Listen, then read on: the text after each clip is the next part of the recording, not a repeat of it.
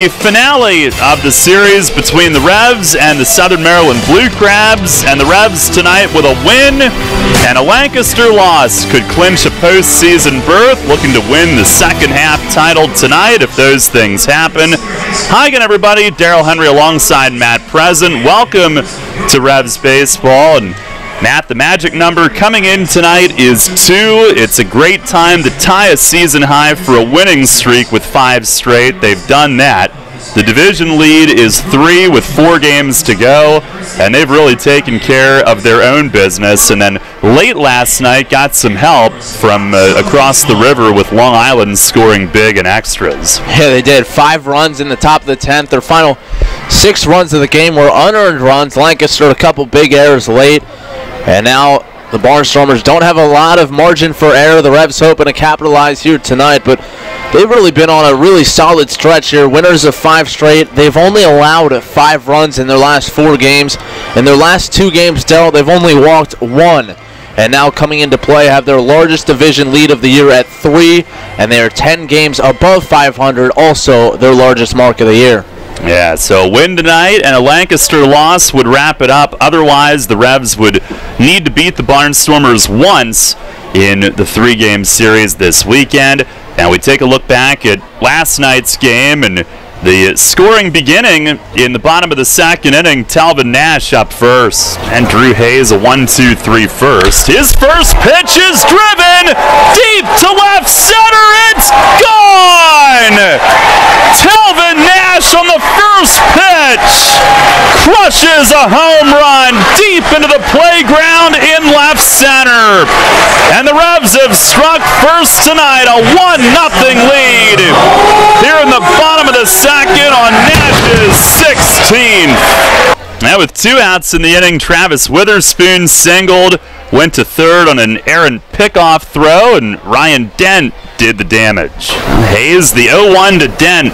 And a line drive base hit to center. Witherspoon in to score, and the Revs lead it 2-0. And Ryan Dent with a BB back up the middle. Another big base hit for him. Drives in his 43rd, and the Revs make it count right away.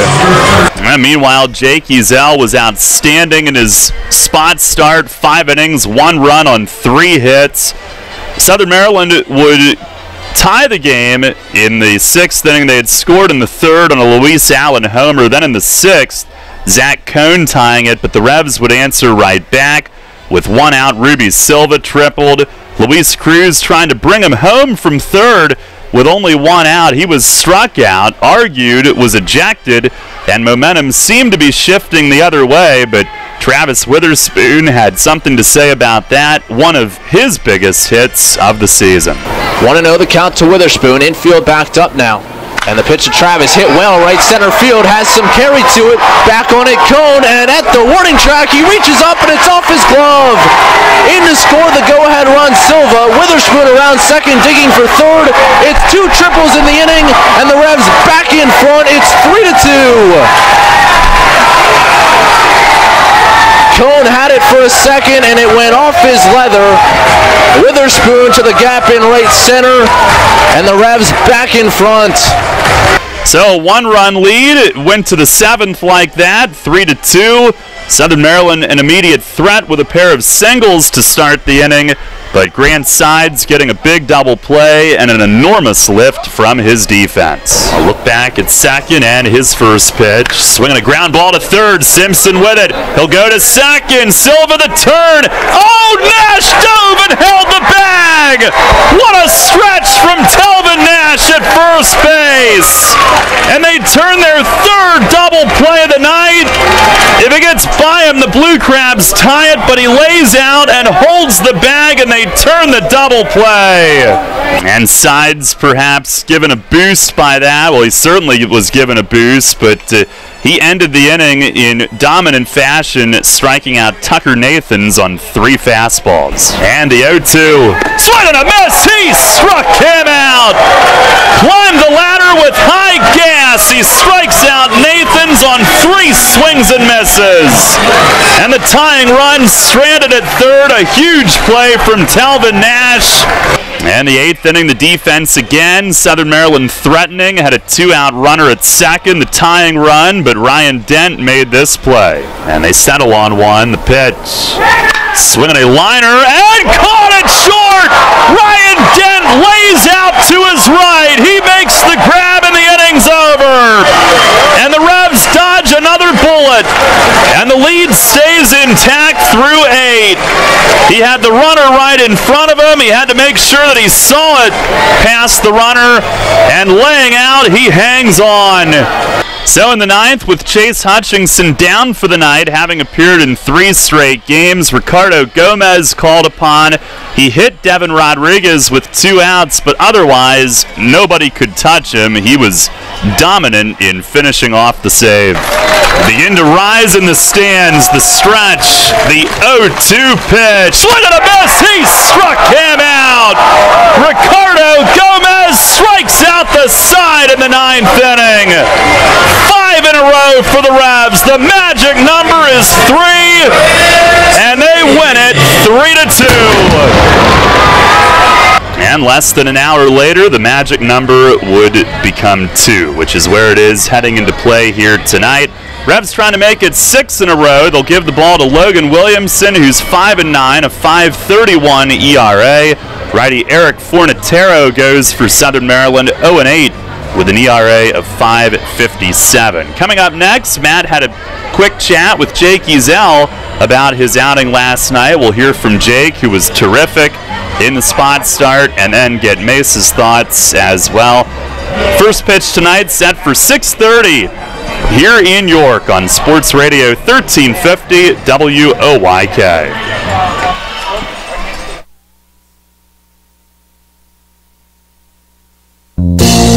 You'll always hit it out of the park with great Best Yet products from your neighborhood Sure Save stores. Like party platters with $18.93 deli items. Team up Best Yet hot dogs with Best Yet kettle cooked chips. And get Best Yet 12 packs of soda and Best Yet Rising Crust pizzas at Sobel's Markets in Shrewsbury, Stewartstown, Whiteford, and East York. And at Nell's Market Fresh Foods in Sprott. Experience the outdoors like never before with gear and equipment from Relic. We have everything you need for hunting and fishing, items from motorcycle enthusiasts, as well as collector's items, perfect for bars and man caves. Relic is Southern York's only consignment shop that is catered toward men. Come visit us at 215 North Main Street on the Susquehanna Trail in Loganville beside Mama's Pizza. For store hours and more information, follow us on Facebook at Relic Shop. That's RELLIK Shop on Facebook. It's going to be another epic year in high school football, and Sports Radio 1350 is ready for kickoff. Tune in every Friday night this fall for the high school football game of the week, presented by Wellspan Sports Medicine. Plus, go to WOYK1350.com for a full breakdown of the teams and the players of the 2017 York Adams League. The high school football game of the week, presented by Wellspan Sports Medicine. Catch the action every Friday night on Sports Radio 1350, online at WOYK1350.com, or download the WOYK mobile app. The revolution plays here. Play ball! The new Sports Radio 1350. Matt President here with Jake Ezel before the series finale against the Blue Crabs. And Jake, you got the smart start yesterday. What were your expectations for yourself going in? Go out there and we continue to try to put up zeros and keep our team in the game and win. Did you have an inning number, a pitch number that you felt like you could go out and try to set that as a benchmark? I mean, initially I wanted to at least get 5, and that's what I set out and did. That first inning, you give up the leadoff double. How much of a confidence boost was it to be able to strand that runner at third right off the bat? It's a good feeling. You put up a 0 in the first inning, and then you give your team a chance to actually put it around the board for you. And that's when we score first, we do good. You were a starter in college, but not really starting a whole lot in your pro career. What was the adjustment for you? Is your preparation any different going into a starting situation? Honestly, I kept the same preparation. What I've been doing good out of the pen, that's what I kept when I went to start. 5 straight wins now for a team. How much fun is it? What is it feeling like around the clubhouse to be competing for a playoff spot in the final week of the year? It's a lot better when you're winning. When you're winning, everything's more fun. You want to be at the park. You want to be out there with your boys. Everything's good. I appreciate it. Best of luck the rest of the way. Thank you. All right, Jake Ezel joining you earlier, Matt, and He mentioned having the same preparation that he does in relief, something Mace told him yesterday. That was also the approach with Jared Gaynor when he was making spot starts, and for Jake, it really worked out. Yeah, he'd only faced a maximum of 14 batters in any given appearance leading up to yesterday, and really was impressive yesterday.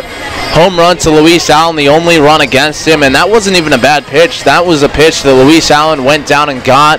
He faced 2 over the minimum through his 5 innings of work, just 1 walk, 3 hits. I mean, you can't really say enough about how important that start is, given where the Revs are in the playoff hunt. They turned to him in his first start of the year, a big spot, and he comes through and gives them 5 innings, just as if he was a member of the rotation all along.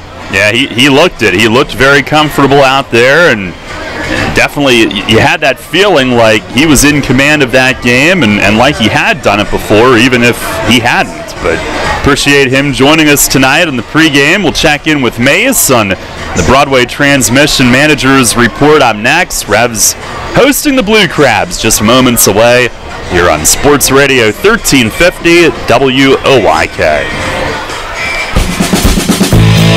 This is Dustin Hawkinsson with the Keystone Sports Network. For the best Penn State football analysis and commentary, listen to Sports Radio 1350 every Tuesday, Thursday, and Saturday at 8 a.m. and after Revs games for the Keystone Kickoff Show.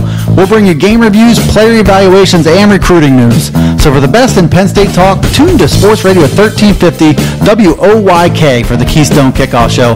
Brought to you locally by your neighborhood SureSave Markets. Stand up against domestic and gender violence by joining YWCA York on Friday, October 6th at 6:30 p.m. for Walk a Mile in Her Shoes, where men and teams of men walk in women's high heels to raise money in support of YWCA's Access York and Victim Assistance Center. Women are invited to join the cause and raise funds as sister walkers. To register, log on to ywcayork.org or donate by texting the word HEELS to 50155. YWCA York is dedicated to eliminating racism, empowering women, strengthening families, and promoting peace, justice, freedom, and dignity for all. Hi, this is Dan Patrick. Join me weekday mornings at 9 on Sports Radio 1350 WOYK.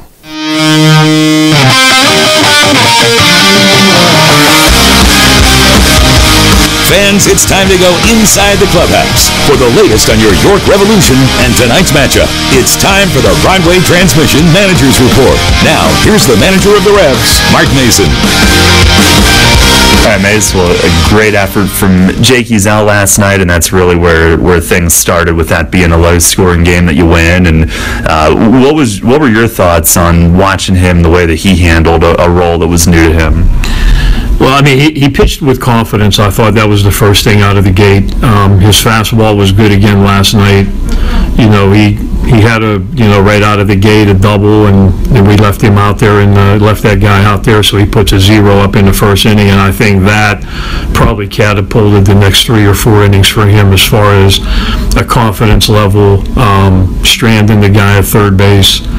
We made a nice defensive play there. Simpson made a nice play for the second out. And then after that, I just thought he threw the ball the way he had been throwing it previously going into last night. So he kept the ball down well. He mixed it up. His fastball was good.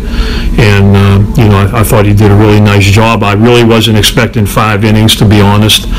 But the pitch count was good and the velocity was still good. So, he did a really great job for us last night. Did you have that sense that he was staying within himself, not trying to do too much and overthrow it? Yeah, no, I thought he was within himself all the way, and I didn't see him even. Usually the first inning and the first hitter, you can always tell if somebody's too amped up, but no, his rhythm was good. Everything looked the same from all the other times that he'd been out there, so I thought he was under control, and like I said, I think once he got out of the first inning, he relaxed, and that made it a little better.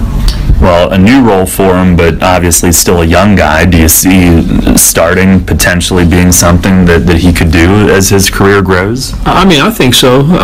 If he would be a starter, he has some of the better velocity for a starter in our league. He throws the ball in the low 90s, and he keeps the ball down with his off-speed stuff pretty much. It would just be a question of getting built back up again, because he really hadn't done that in a while. But I really don't see any reason why he couldn't be a starter.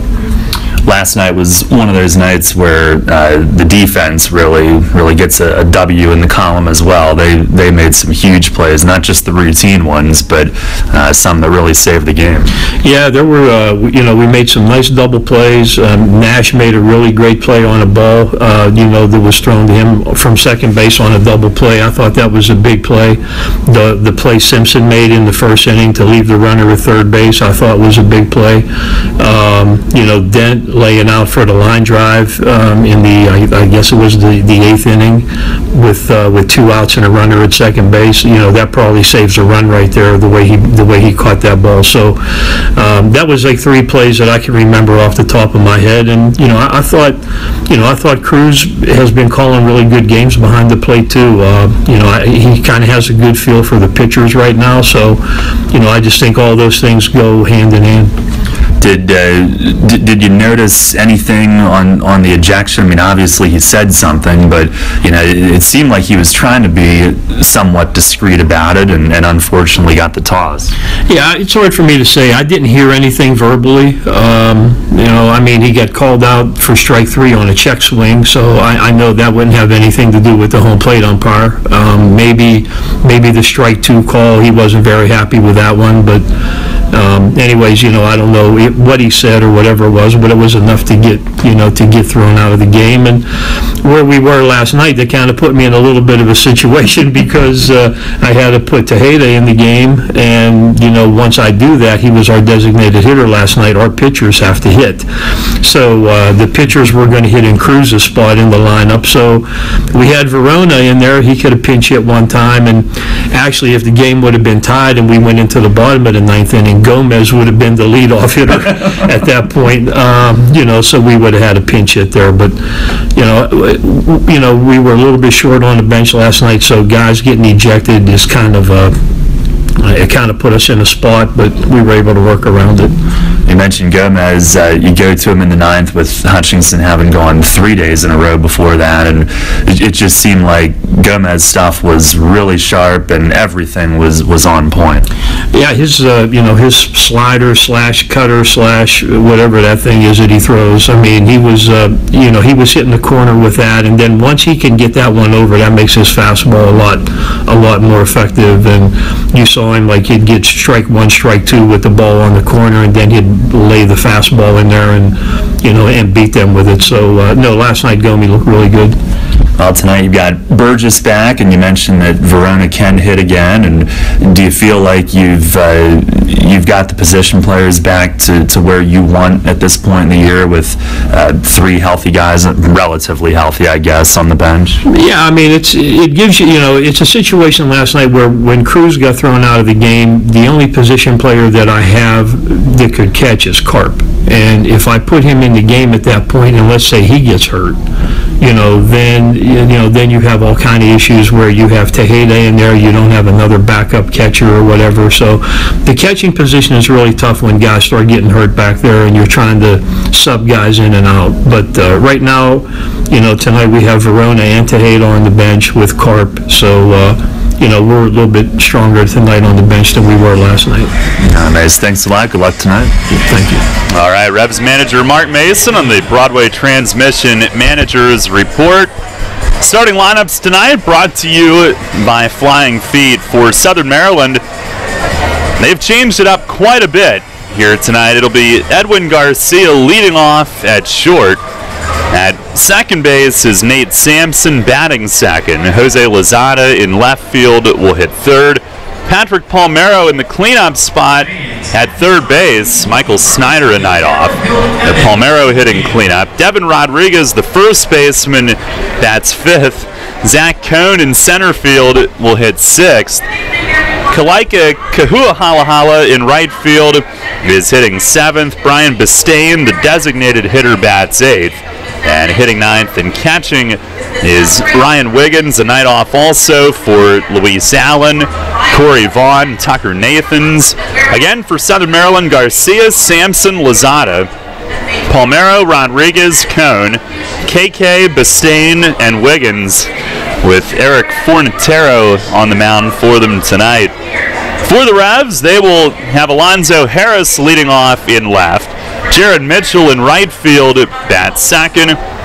Hitting third tonight with Tejeda getting a night off. He has been in there a lot here of late. Ruby Silva will bat third and play second base. Hitting cleanup is Talvin Nash at first base.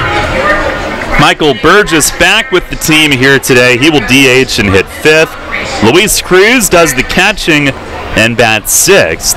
Travis Witherspoon in center hitting seventh. Ryan Dent at short will bat eighth. And Chase Simpson at third base is batting ninth. And that's with Logan Williamson on the mound for York. Again, Harris, Mitchell, Silva, Nash, Burgess, Cruz, Witherspoon, Dent, and Simpson for the Revs here tonight. This evening, trying to secure their seventh postseason appearance all time. They have made it 6 times and trying to do it back-to-back years for the first time since they made it in 3 consecutive years, 2010, 11, and 12. And previous second-half titles had come in 08, 11, and 12. They were first-half winners in 2010, 14, and 16. So the last time they won a second-half title, 2012, and certainly keep you updated on what's going on over in Lancaster tonight. A Revs win and a Lancaster loss would get it done tonight. And we had been convinced all along that it would come down to that final series, and there's a chance tonight that it won't if everything goes well. But otherwise, Matt, the Revs would go into this weekend only needing the one win against Lancaster, and you don't have to necessarily win that series outright now. They've put themselves in position where one win against them would get it done if it doesn't happen tonight. Yeah, it's just kind of the scenarios continue to materialize, and the other team that technically still is in the running, Darryl, is Sugar Land. They've really put it together, a really good month of September, finished the month of August strong, and well, the Revs certainly want to lock up that playoff spot here in the next couple days, but Sugar Land, if they win out, and if Lancaster loses tonight, and if the Revs lose out, I think Sugar Land would get that final spot. We have to double check on the tiebreakers between them and the Barnstormers, but it's not just a 2-team race. There is a third team with a slim chance. Yeah, that is their only chance to get in. They, if any of those games does not go the way that they need it to, they're done. Their tragic number is 1, and Lancaster did win the second half tiebreaker with them, winning 7 of the 10 meetings. So Sugar Land would have to finish ahead of both, and by an eyelash they still could, but they are very much on their last legs. You don't often see a 3-team race in the final week of the season, really adding to the excitement. Yeah, a lot of fan bases have been able to stay tuned with vested interest as the season comes down the stretch here. And Long Island, the other scenario tonight at play, their magic number is 2 to eliminate Bridgeport. Bluefish do hold the tiebreaker, but Long Island with a win last night and Bridgeport losing at Sugar Land pushes their division lead back to 3. So we could potentially have 2 teams sew up second half titles tonight, York and Long Island, both with 3-game leads in their respective divisions. And as Matt said at the outset, the 3-game lead, the biggest of the year for the Revs. The 10 games above 500 in the second half is the biggest of the season for the Revs. High water mark that is, and winners of 5 in a row, that ties a season best as well. The Revs are hoping to make this a memorable night as they take the field for the finale of the series against Southern Maryland. Houghton Buchanan losing it in the Revs bullpen, waving on the crowd, urging them to get up as the Revs head out. Game number 137 of the season, and again, hoping to make it a memorable one here tonight. We'll have it for you coming up next. You hear a lot about CPAP masks these days, but here's something you don't hear much about. Over half of the people who wear a CPAP mask for sleep stop wearing it within a year. How's that working for you? Dr. Gordon Bell would like you to hear this. York Dental Sleep Therapy has dental options that can help many of those people. If you or someone you live with is struggling with sleep apnea, visit yorksleep.com and see how Dr. Gordon Bell can help return your home to peaceful nights of deep, restful sleep. If you're groggy during the workday, if you wake up feeling exhausted, if you would like to get your nighttime sleep patterns back to a healthy state, get a confirmation from your doctor, then meet with Dr. Bell at his office on West Market Street in Hallam. He'll evaluate your symptoms and discuss which treatments would best suit your situation. Dr. Bell can restore restful sleep and get you feeling better day and night. York Dental Sleep Therapy. Call 316-1299 or visit yorksleep.com to learn more. Are you one of the many people that has a 401k that is eligible to roll over, but you just haven't done it yet?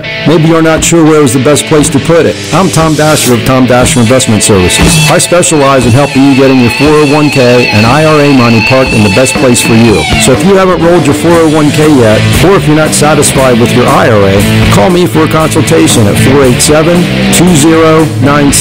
That's 487-2096. And check out my website at tomdasher.com. This is Brad Allen. You're listening to York Revolution Baseball on the home of the Revs. Sports Radio 1350 WOYK. First in York, first in sports.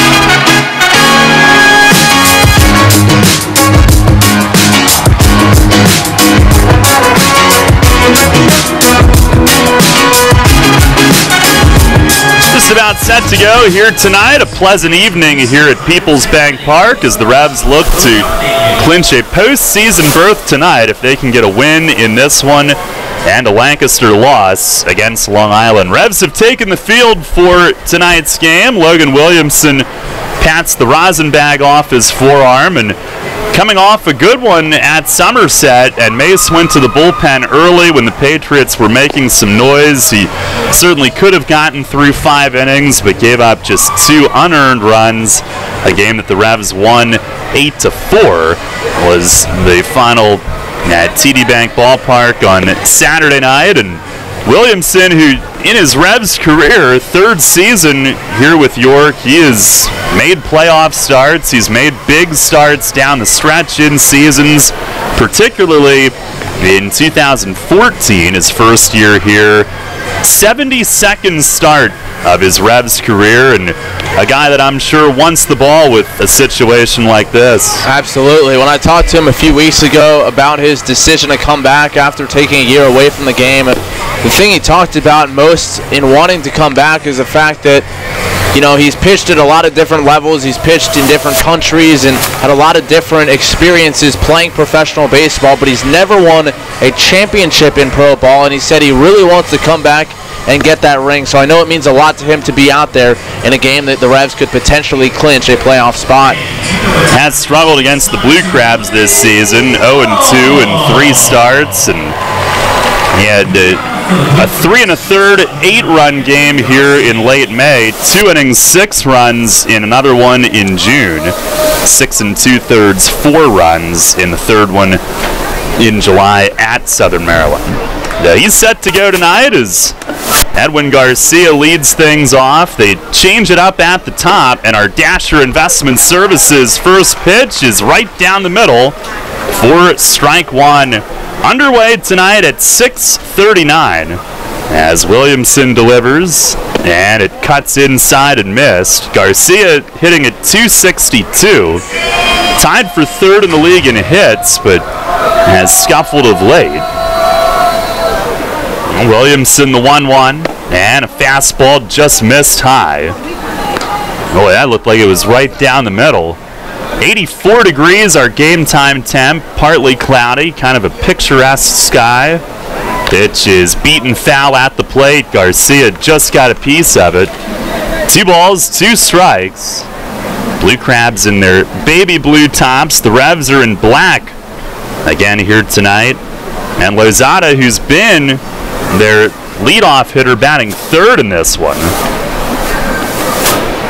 Williamson fires, and a swing and a liner yanked toward the wall in left field. It'll hit it on the fly as Harris waits for the carom, guns it to second, overshot Silva, held Garcia to a single, and the ball bounced toward first, and he almost got him on his way back in. Garcia thought he had a safe path back to the bag, and the throw missed second and almost got him at first, with I think Nash trying to pretend he wasn't about to grab it to kind of lull Garcia to sleep, and it bounced off his glove as the runner ran into him, but that was close. I almost wonder if he was trying to throw it all the way to first base. Maybe. Here is Nate Sampson, who looks at a ball high and away. Certainly would be a risky play, because if the runner picks up on that, he can just keep going and get right into scoring position, but Harris one-hopped it all the way into first. Now the 1-0, and it misses down and in. Nate Sampson in 5 games with Southern Maryland, 6 for 22, hitting .273. Runner at second, or at first I should say, no outs here in the first inning. And the 2-0, swing at a line drive, left center field toward the gap. Harris on the move, it's going to get down for a hit. And it bounces to the base of the wall, Garcia being sent, and Dent will hold it. No relay in, 2 batters in, it's 1-0 at Southern Maryland. And Sampson with an RBI double to the gap in left center. Looked like Williamson just left that one up in the zone a bit to Sampson, and Nate had been 0 for 8 in the first 2 games, but comes through here in the first in Game 3 to give his team the early lead. Now we mentioned a very different lineup for them tonight, but off to a good start. No Michael Snyder, no Luis Allen or Corey Vaughn. Here's Lozada hitting third tonight and playing in left field. First pitch, he shows bunt. Williamson missing just outside. Lozada, who's been an excellent infielder for them, but tonight he's in left. Batting .303, tied for 7th in the league. And he swings here, bounced it to third. Simpson's got it and reaches back for the lead. Runner, and got him! Nate Sampson on a ground ball to third. He assumed that Simpson was going to throw to first, and he ran right into the play, and Simpson was going to throw to first. They got his attention. He dove back and just got Sampson, who tried to avoid him at the back corner of third base. A bizarre first out. Fielder's choice. Lozada on at first, Palmero the hitter. Now Williamson delivers, and a fastball over for a strike. Mentioned Del Balso the plate. David Speranza at first, and Chris Engstrand had that call at third base. Williamson ready. And the 0-1, swinging a bouncing ball second. Silva gloves it, gets the tag on Lozada, and throws to first. Inning ending 4-3 double play, and Williamson works out of any further trouble.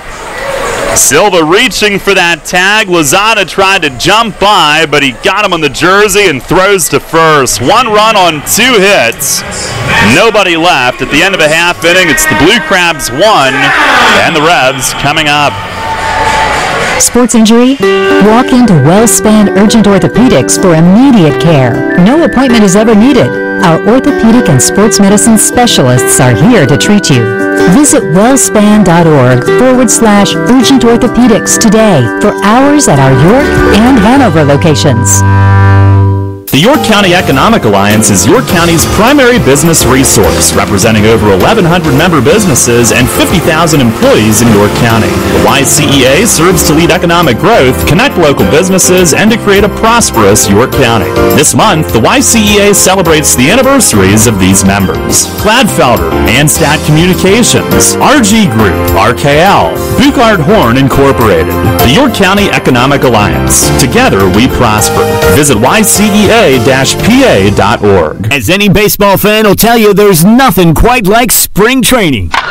Join Kraus Travel for spring training with the Baltimore Orioles. Follow the Birds south to Florida March 18th through the 23rd and catch 6 spring training games. Kraus Travel's spring training package includes round-trip travel from York, 5 nights in historic downtown Bradenton, daily breakfast, transportation to and from each game, and more. Reserve your spot in the lineup now. Call Kraus Travel today at 244-6410 or email info@kraustravel.com. At the York County Solid Waste Authority, we urge residents to properly dispose of household medications. That's why we put secure medication drop boxes in 16 police departments. Drop old meds off for free. Learn more at www.ycswa.com. Garbage is power. The revolution plays here. Play ball! The new Sports Radio 1350.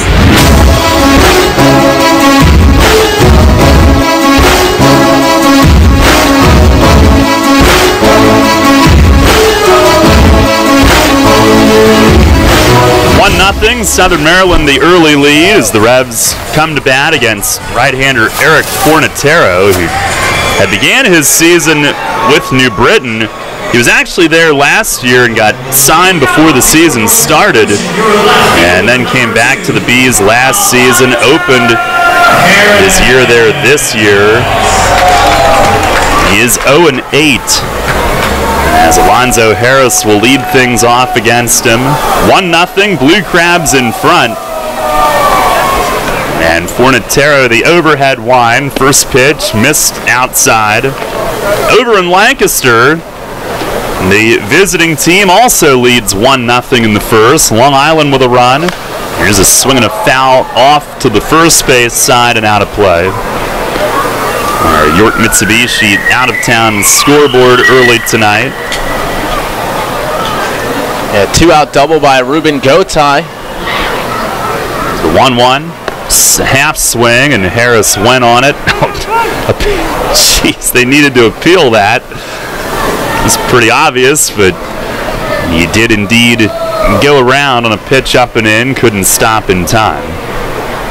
Comes in 5th in the league in hitting, the 1-2.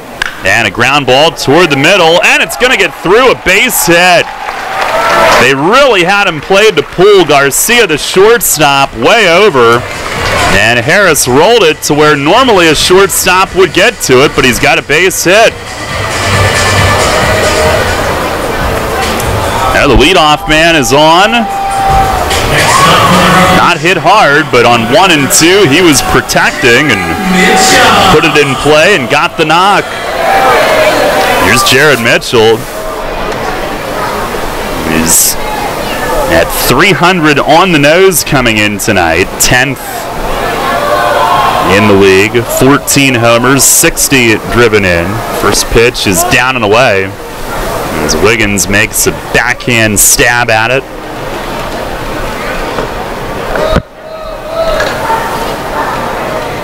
Fornatero 0-5 with Southern Maryland, 0-8 overall. And he steps off. 0-8 with a .557 and 23 outings, 17 starts. He deals. Runner goes. It missed outside, and Wiggins the throw way off. Harris dives in. It's backed up by the second baseman, Sampson. And Harris knew he had it. He peeked back to see if it had gone into center. He steals his 28th. The Revs right away set up to try to answer. And I think you're going to see a lot with the running game here tonight with the backup catcher, Ryan Wiggins, behind the plate. Doesn't throw as well, not as quick in the transfer as Luis Allen. And big backup there by Sampson, or it would have been the tying run at third with nobody down. There's Zoe at second. A 2-0 count for Mitchell to work on. And the pitch, he swings, hits it high and foul down the left field side. Fornatero actually 0-6, I should say, with Southern Maryland in 8 starts. .525 ERA since joining them.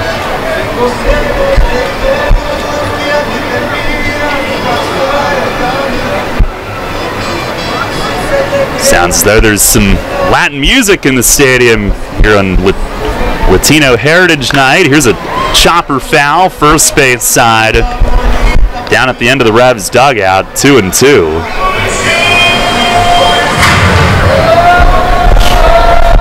It's a 1-0 Blue Crabs lead here in the first inning. The Revs looking to respond right away.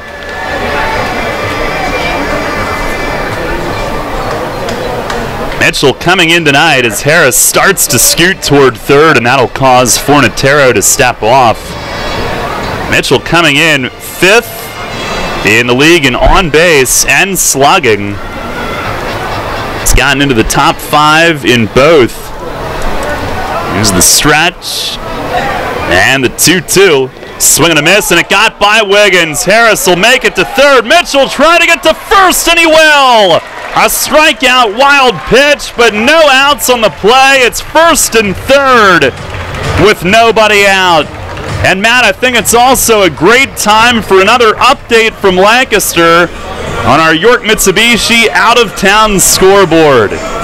Yeah, Angelo Sanko comes through with a RBI single with 2 outs. Actually scored 2 on the play. They had second and third. And now the Ducks are ahead 3-0 in the top of the first against Rami Lewis. Now both York and Long Island could clinch tonight with wins and help. Here's Ruby Silva with first and third, nobody out. First pitch, he swings, fouls it off, third base side. Revs down 1-0 here early.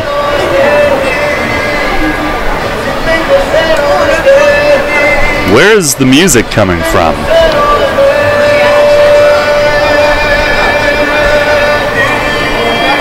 Here's the 0-1. And a line drive, base hit right field. Harris in to score. Mitchell to second, and Ruby Silva ties the game.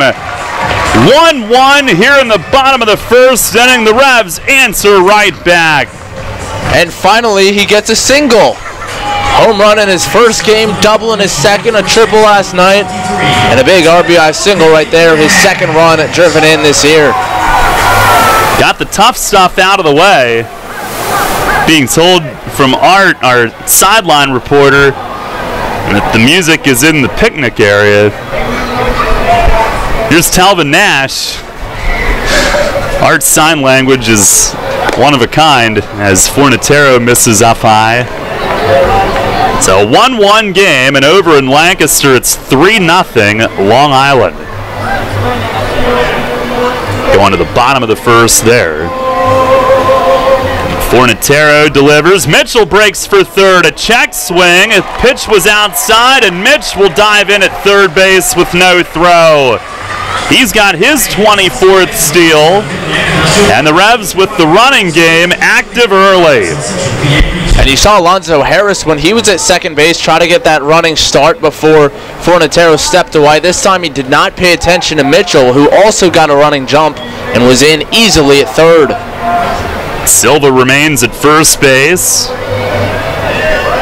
2-0 to Nash. Pitch is a foul tip, and that rung Wiggins' face mask. 2-1. Talvin last night hammering his 16th home run in just 44 games. 44th home run of his Revs career, within one of matching Scott Grimes for third. And I'm surprised they didn't appeal on the Nash check swing on the pitch that Mitchell stole third on. I thought for sure he went on that, but they don't check, and it's 2-1 instead of 1-2. Pitch to him, swings and grounds it left side, base hit. Through the hole and into left field. Mitchell in to score, and the Revs with a 2-1 lead. They take the lead before the first inning is through, and there's still no outs. Nash with his 37th driven in. And since the Revs returned home from Somerset, including that makeup game on Monday, the only time they trailed was after the 5th inning on Monday's game. The visiting Ducks in that makeup game scoring the top of the 5th. The Revs answered right away in the bottom of the 5th. Between that and this game, they had not trailed. They get behind in the top of the first and answer right back, take the lead in the bottom half. Now here's Michael Burgess. First pitch, a swing and a high fly toward the corner and left. Lozada, a long run into foul ground, and it lands on top of the brew house and pops back down into left field, foul and out of play. The Burgess, who had gone home for a couple of days to check on everybody back home, and obviously from the Tampa area with Hurricane Irma. And he flew back today, back in the lineup tonight, DHing in this one. Revs with 3 singles and a strikeout, wild pitch, no outs. The pitch to Burgess, a swing and a miss, a slider from Fornatero that broke straight downward, 0-2. And I'm sure it was an exhausting few days for Burgess. He told me that he drove to Tennessee first to pick up his family who had evacuated, ended up driving 19 hours in a 24-hour span, and then had to do a little work at home to get some water out of his house. It wasn't terrible, he said, but certainly work to be done. Pitch is down low, 1-2.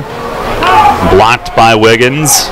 And he said the scene around Tampa was a lot of tree damage, trees down around his neighborhood, and they expected their power back on this afternoon. All things considered, that's good news. Revs are happy that he's okay, his family's okay, and happy to have him back. Pitch is tapped foul back behind the plate. Good plate coverage there. Fornatero trying to go away, and Burgess chipped it.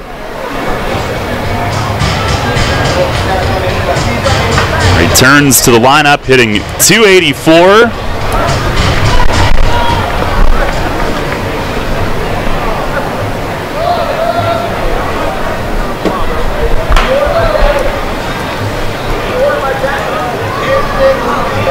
Now the 1-2 again, and he fights it off foul. Third base side into the second row. Slider right in off the hands, but able to fight that one off. Revs 2, Blue Crabs 1, an eventful first inning thus far. Fornatero 19 pitches in, still looking for his first out.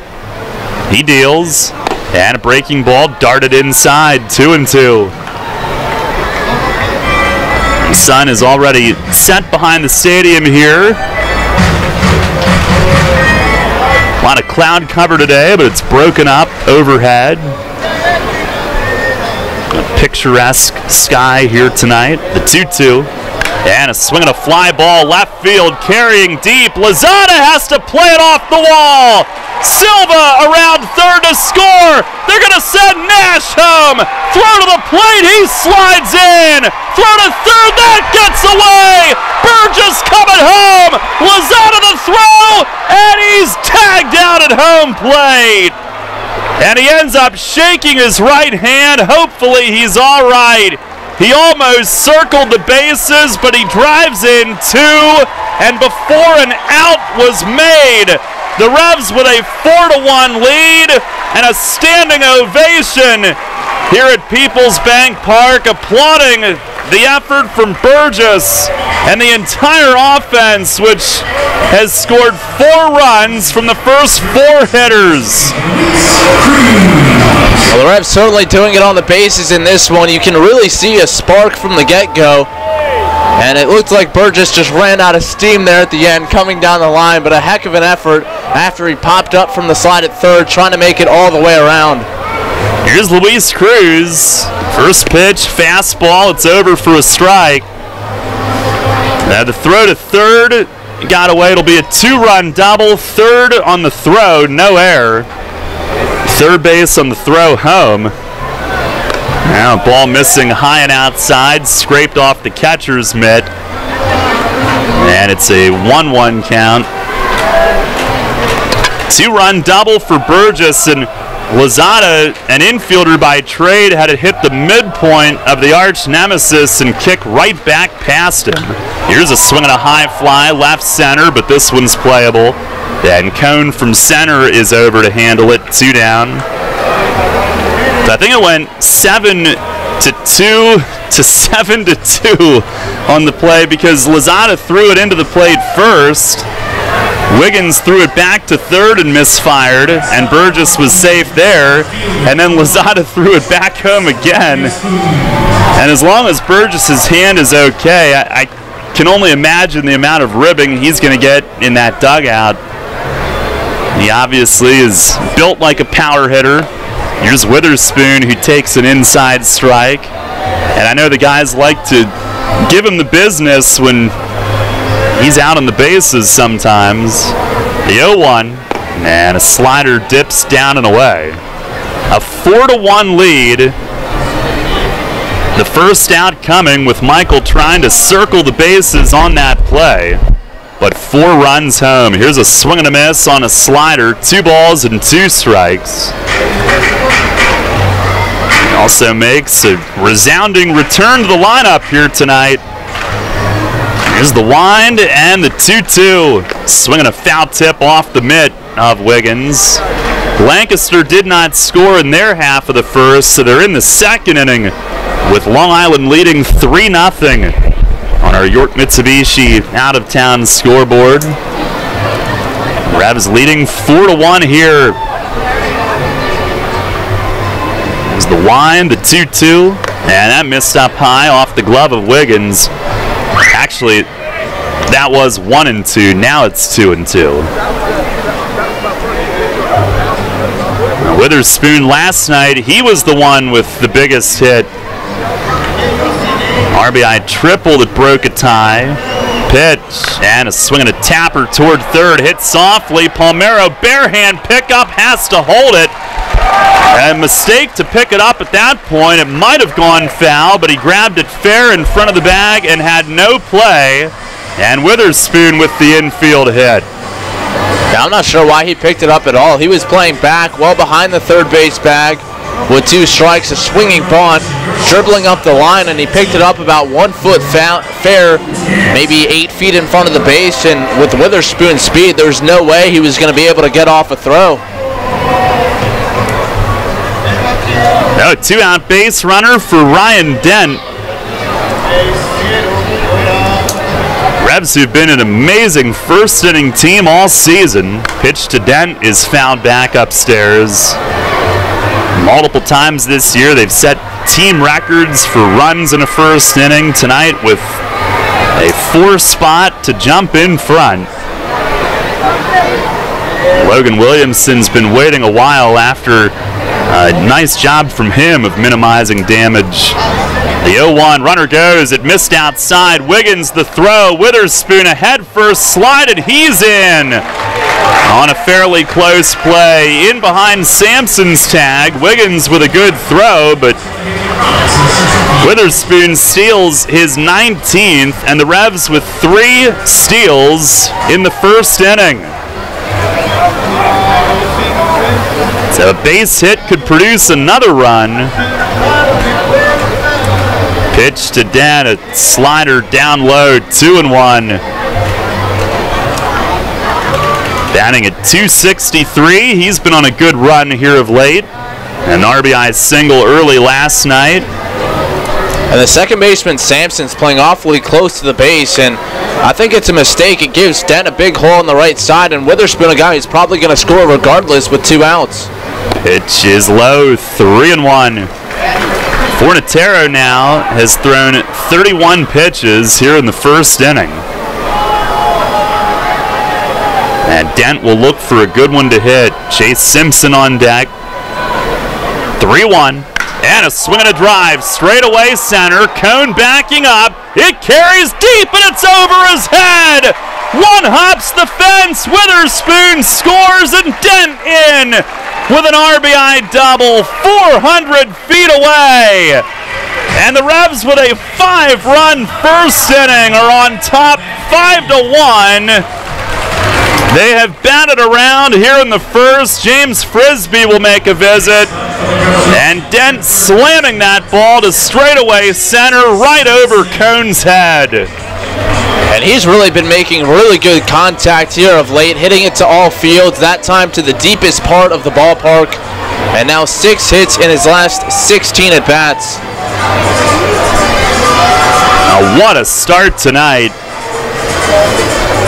And again, it's Witherspoon keeping an inning alive. Infield hit, stole second, and Dent slams it to dead center.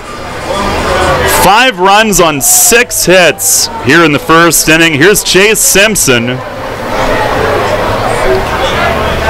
Talk about an answer. Yeah. Logan Williamson doing some dry throws in the dugout to stay loose. Pitch to Simpson. He grounds it foul wide of the bag at first. Right under Ricardo Gomez's bullpen chair. Simpson at 185 with 4 home runs, 16 driven in. Revs are trying to set up their first ever playoff meeting with Southern Maryland. The 0-1, and a fastball a little low. Blue Crabs, the first half champs in the division, which was determined on August 14th.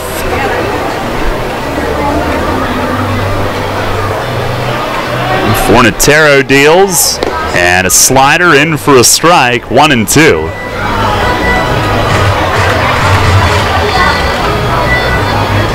You wonder what they're thinking over in Lancaster, seeing 1 run go up for York, a 2nd run, a 3rd and a 4th run, now a 5th. Pitch is down and in, blocked up the 3rd baseline by Wiggins. Dent will stay where he is, 2-2. Around the league, the current score of the Long Island Ducks Lancaster Barnstormers game is 3-0 Long Island, top of the 2nd. I just announced the score update from Lancaster. Got a round from the crowd. 2-2 on Simpson.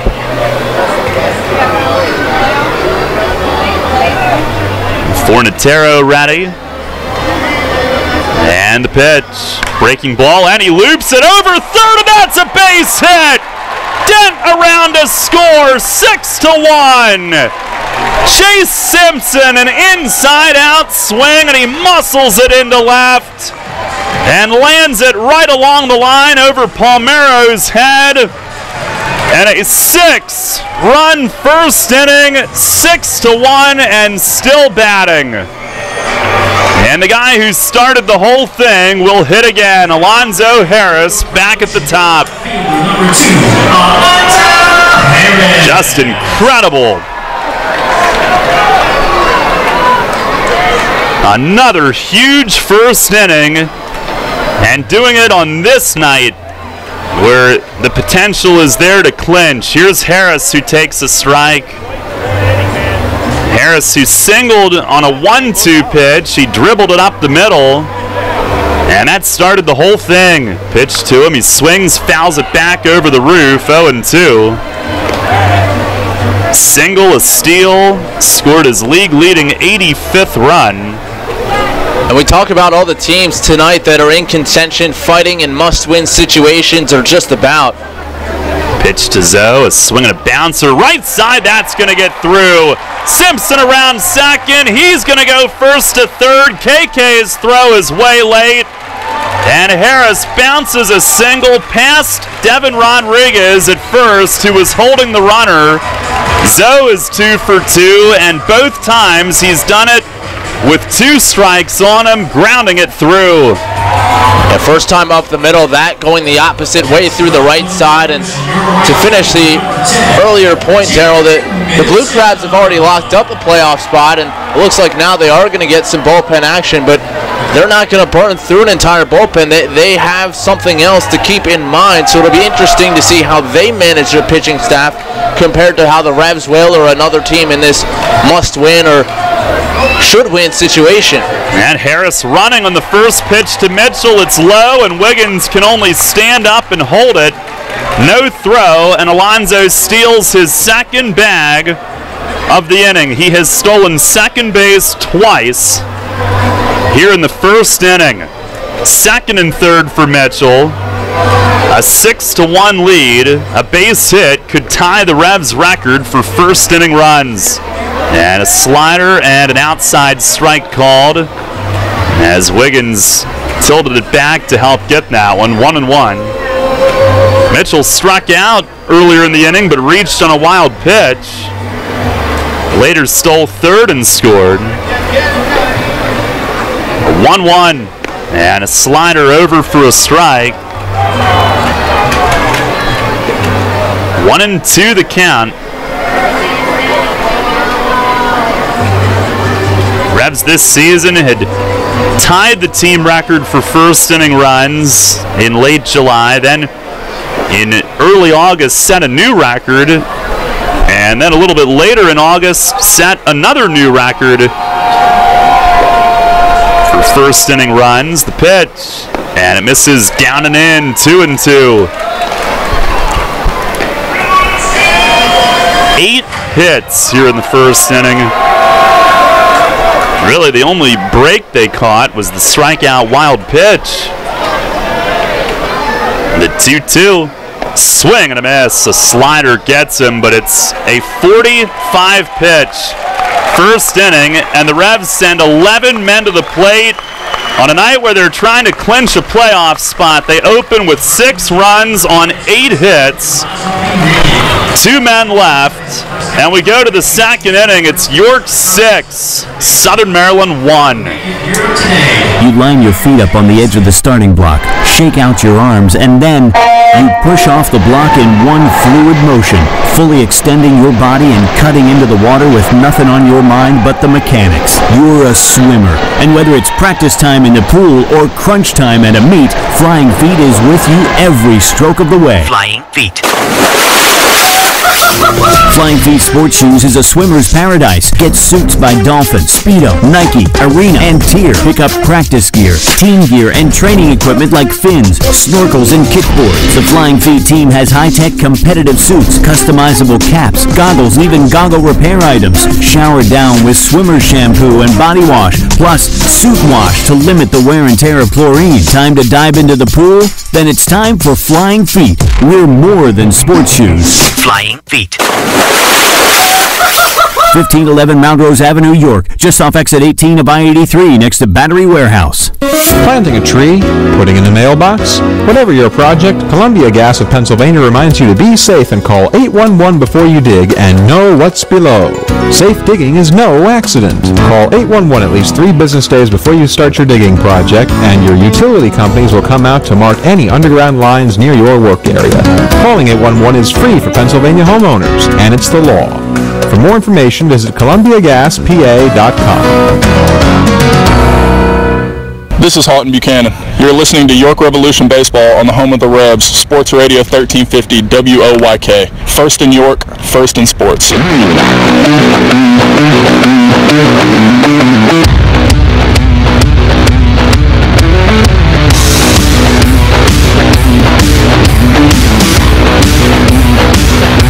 Head of the second inning, the Revs with a 6-1 lead. It's the 4th time this season, and the 4th time just since the end of July that they've scored 6 or more in a first inning. Now, Logan Williamson, after his counterpart threw 45 pitches, he will get back to the mound and misses high on Devin Rodriguez leading off. It was an 11-pitch first for Williamson.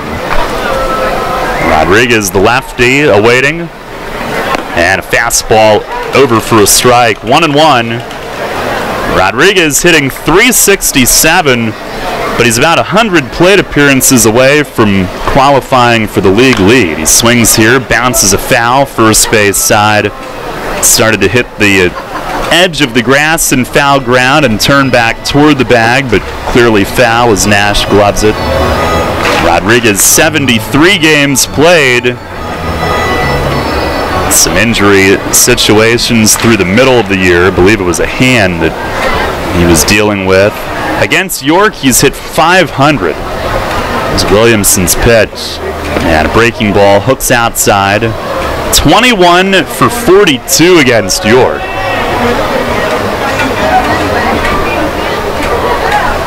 The wind and the pitch. Swinging a bouncer toward the middle. Silva lays out, but got past him. Great effort. He's got some athleticism, and he had springs in his shoes on that dive, but it gets up the middle, a leadoff hit. Zach Cohn up next.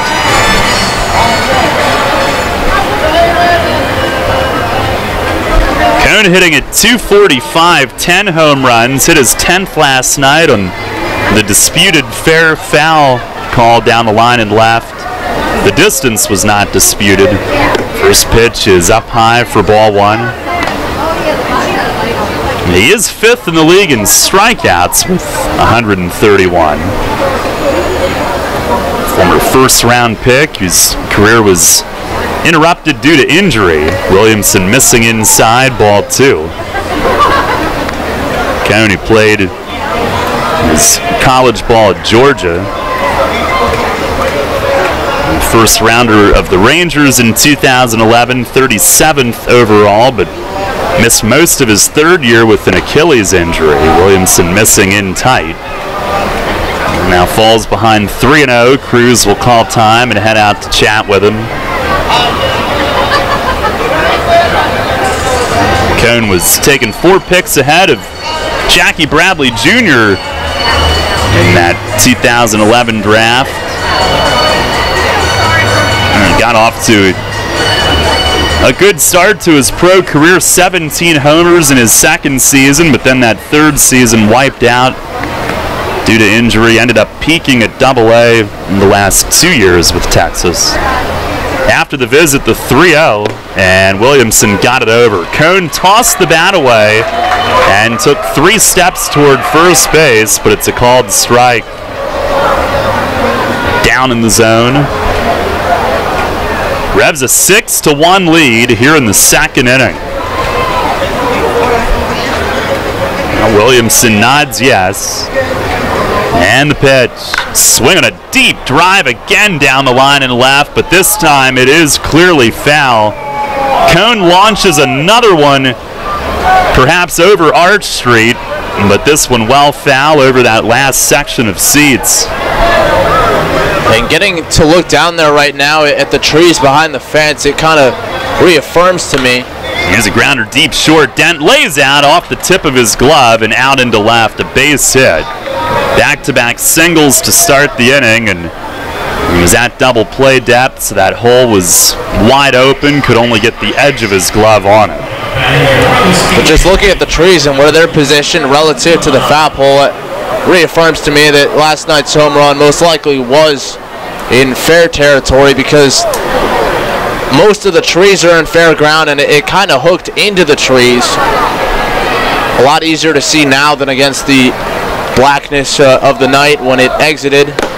Here's KK, who looks at a ball up high. Kalaika Kahua Halahala. Infielder, he's in right field though tonight.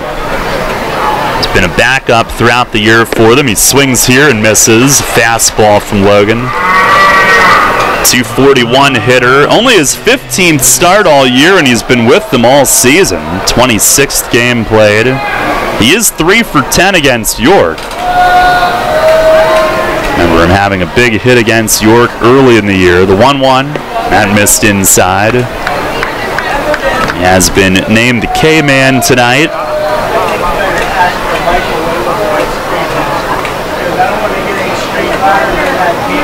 First 2 men on. Here's the stretch. The 2-1, and it missed down and away. Now Williamson started to get sharp in the first inning after greeted with those first 2 hits, but then a long wait while his team batted. You're certainly not going to complain about the runs. Pitch is over for a strike. And back to run it full, that time a 2-seamer fading away. And that's where he wants to be, in the mid-80s range. Let the movement do its trick. And the payoff pitch. Swing and a miss. He struck him out. A foul tip into the mitt. And Williamson comes back to get him. And Mazsticks, the order has been placed. Our K-Man tonight has been struck out. 1 down in the inning. Big strikeout after those first 2 singles. After a big inning, you really want to not let the other team get any momentum back. Here's Bistain. And Williamson gets the high strike call there up in the zone to start him off. Disdain DHing. He's played mostly second base defensively in the field for the Blue Crabs. Now the 0-1, and that's high and wide. Hitting at .216 with a home run, 16 driven in.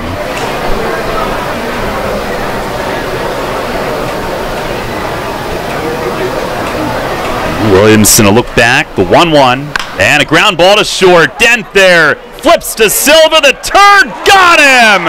6-4-3 double play. And the Revs, who turned 3 last night, have turned 2 in the first 2 innings tonight. It's a scoreless second. No runs, 2 hits, and 1 left. We go to the bottom of the second inning, 6-1 York. Money and business are essential to the strength of a community. So is cheering and celebration and music and fun. That's why York Revolution games, concerts, youth sports, special events, and more happen at a place called People's Bank Park. People's Bank has been serving York County for more than 150 years. Always cheering, always celebrating, always committed to the things that make York County great. And to you having a great time at People's Bank Park. People's Bank, member FDIC, equal housing lender. It's going to be another epic year in high school football, and Sports Radio 1350 is ready for kickoff. Tune in every Friday night this fall for the high school football game of the week, presented by Wellspan Sports Medicine. Plus, go to WOYK1350.com for a full breakdown of the teams and the players of the 2017 York Adams League. The high school football game of the week, presented by Wellspan Sports Medicine. Catch the action every Friday night on Sports Radio 1350, online at WOYK1350.com, or download the WOYK mobile app. Hear that?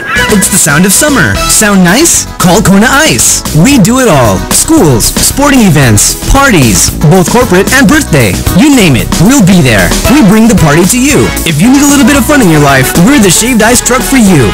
Oh, and we fundraise too. This summer, cool down with Kona Ice. Give us a call at 1-800-KONA-ICE or visit us online at www.kona-ice.com. Kona Ice. Flavor our world. This is Jake Ezel. You're listening to York Revolution Baseball on the home of the Revs, Sport Radio 1350, WOYK. First in York, first in sports.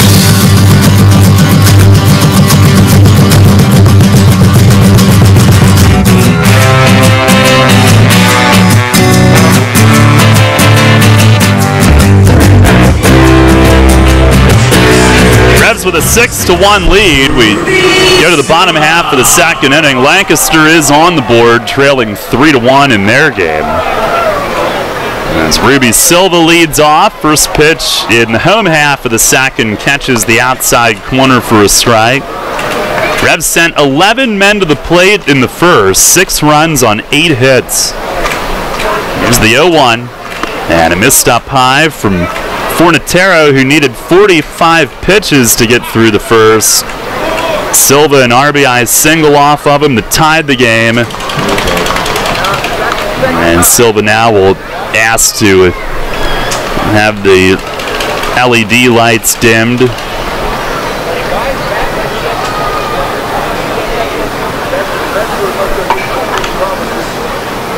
The wind and the 1-1. Curveball slipped way high.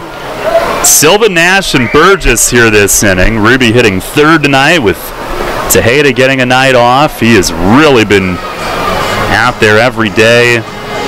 And now Wiggins heading out to talk with his pitcher. Joe Del Balso is lingering a few feet away, didn't join them. well, now he says... Now we're on the honor system. Yeah, now he says no visit. Well, how do you know if you don't go out there? There's the wind, the 2-1, and he swings, loops it to left, falling fast, and Silva's 2 for 2. Reaches out and pokes a base hit the other way, and the Revs have 9 hits from the first 12 batters that have come to the plate. And we've talked about Silva's ability to go the opposite way. That time, it was not a case of him trying to go the opposite way in terms of letting the ball get deep and driving it, but having that focus and that game plan often really helps you in terms of your plate coverage, watching it deep, and just stuck the bat out and served it over shortstop. He is now 5 for 11. It's getting those singles and bunches now, Matt. After the extra base hits initially, here's Talvin. First pitch, inside, he jumps back. An RBI single in the first that gave York the lead, and then scored from first like a runaway freight train on that double that Burgess hit off the nemesis in left.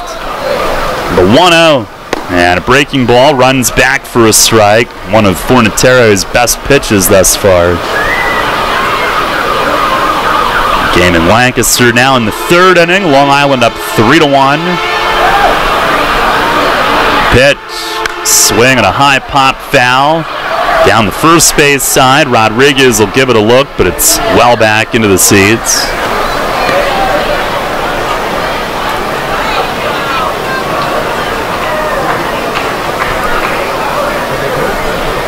Our Heritage Lawn and Landscape Care home run contest tonight. Kaylee Bechtel, our contestant. Good luck, Kaylee. There's the stretch and the 1-2. Breaking ball missed inside. Heritage Lawn will donate 5% of the value of all new lawn care services purchased from now to the end of the year to hurricane relief.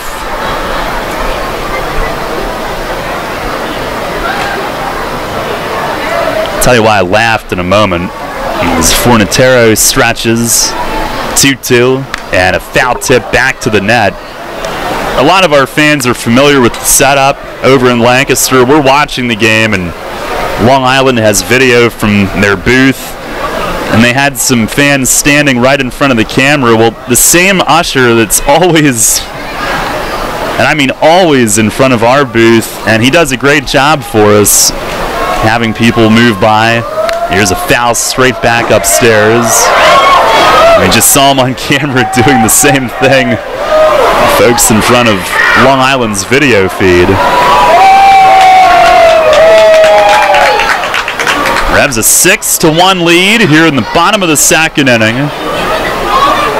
Dusk setting in here, the lights at full force. Fornatero deals, and it missed up high, 3-2. The TV stations have been regulars here on this stretch. The Revs approaching potential of clinching. News 8 is here tonight, just walked in. The 3-2, breaking ball inside. Nash, a late spin out of the way, and he walks. And the Revs with their first 2 men on here in the bottom of the second inning, showing no signs of wanting to slow down. Luis Allen will walk to the home plate area in the Blue Crab bullpen. It was Robert Carson who was up last inning. Here's Burgess, who nailed the 2-run double off the nemesis in the first. And that was Fornatero's first walk, despite allowing 9 base runners in the first inning. Pitch to Burgess, a ground ball towards short, could be 2. It's dropped by Garcia. They get none. It's none instead. And the bases are loaded with no outs. On the Blue Crab's first error of the night, he was way up the middle by second, actually had to go to his right slightly, and then trying to transfer to toss, he dropped it. And I think that change of angle might have played a factor there. He might have rushed himself because he was going to have to flip kind of across his body. Traditionally, if he was playing Burgess straight up, that would have been right at him. It would have been an easy 6-4-3, but he had to kind of circle it and mishandled. Southern Maryland, the second fewest errors coming into play. Here's Luis Cruz, who looks at one high and tight. Cruz a fly out his first time. Now to the 1-0, and that is a strike called down and in on him. single, a walk, and an error to load him up. Pitch, swing, and he fouls it right off his back foot. Fastball down and in. He hit the top sliver of the baseball, and it went right down off his back foot. He'll hobble that one off. Mason Chong will come out to make sure he's okay. On our WellSpan Sports Medicine injury report, hopefully we don't have to add Cruz's right foot to it. Revs with Verona ready to play again after banging up both hands to some extent on a dive at second the other night. Steve Janis out for the year with a fracture in his hand.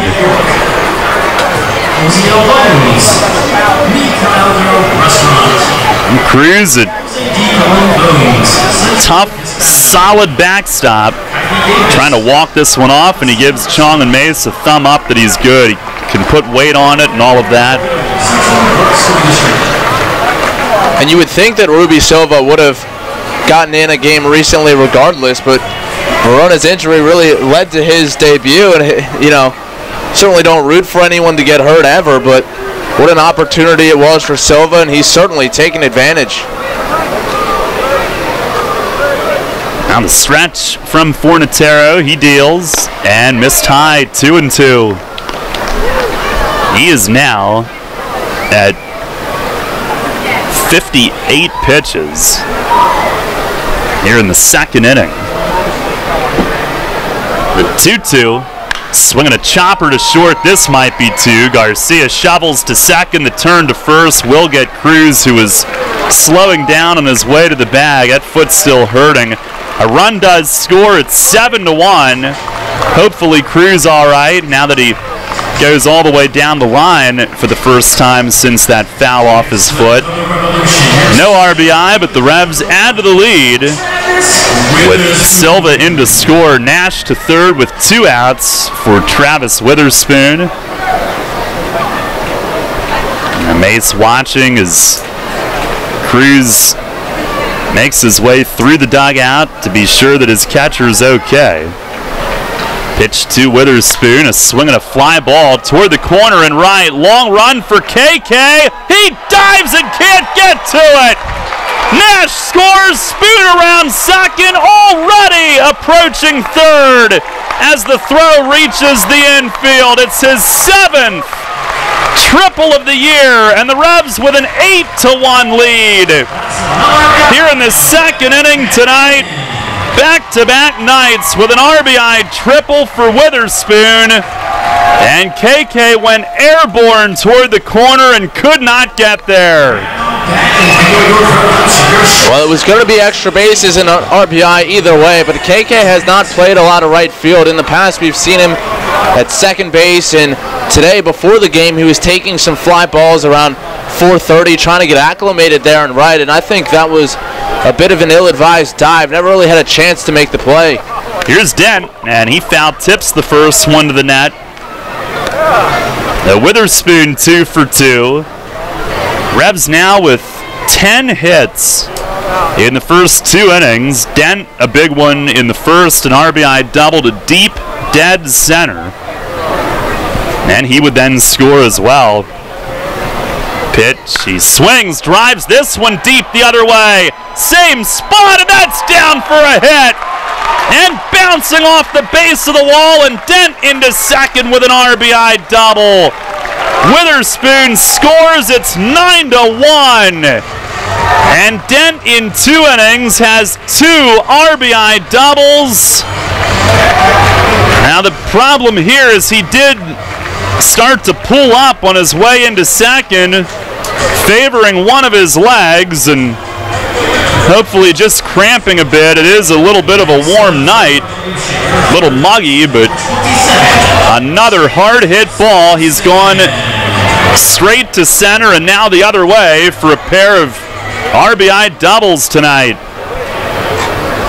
And again, continues to hit it to all parts of the field, and Ryan Dent's a guy who's been playing every day at shortstop. The Revs don't really have any replacements for the left side of the infield right now, so better safe than sorry. Save the legs for defense. Here's Simpson. He swings, pops the first one up foul and out of play on the third base side. So now 9 runs on 11 hits here in the first 2 innings. And it was almost on the exact same spot of grass where Witherspoon's landed. KK chasing both and seeing both bounce to the wall. 0-1. Breaking ball tumbles in for strike 2. A 6-run first, a 3-run second. Simpson an RBI single that he muscled into left in the first. Here's the stretch. 0-2. And a bouncer toward first. That's foul. Rodriguez over to glove it. Well, on a night where they have a chance to do something special, you could not have asked for a much better start.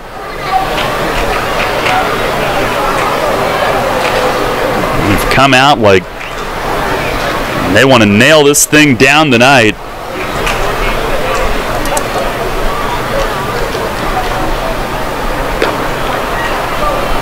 Still going to have some help elsewhere to do it. The 0-2. Swing and a miss. Got him with a high fastball to end the inning. But the Revs with 3 more, and they do it on 3 hits.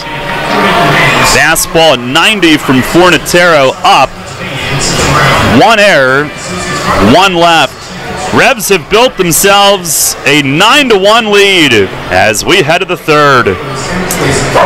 Take it from me, guys. You want to make life happier? Your wife wants a nicer lawn. The kind of lawn you see on Home and Gardens and Martha Stewart. Here's a hint. You're not alone. Call your pals at Heritage Lawn and Landscape Care. They've got a way with lush lawns that the ladies like. And as you know, happy wifey, happy hubby. Winky face. Heritage Lawn and Landscape Care. World-class care right in your backyard. 717-292-9994. From Manny Brothers, almost famous, always a favorite. From Manny Brothers, almost famous sandwiches served on Italian bread. Your choice of meat piled high with cheese, fresh cut fries, coleslaw, and tomato. Every day is happy hour with half price on draft, bottles, and liquors. Tuesday and Thursdays, it's Primanti Pizza Feast wings and salad for under $20. We'll keep the wings flying with 59-cent wings all day Sunday and boneless wings all day Monday. Primanti Brothers, 2151 South Queen Street. Almost famous, always a favorite. Not only can you feel it in the air, you can hear it. High school football. Charlie's Donut Squad is working hard every day to make sure you head over to the high school with your favorite lineup. Jelly-filled, glazed, pumpkin, chocolate peanut butter, and brewing up some of that famous fresh Maple Donuts coffee. So what's the game plan, high school football fans? Just make sure you show up with a big orange box filled with Maple Donuts. Because I don't care who you're rooting for, it's a winner every time. Maple Donuts taste right. This is Logan Williamson. You're listening to York Revolution Baseball on the home of the Revs, Sports Radio, 1350 WOYK. First in York, first in sports.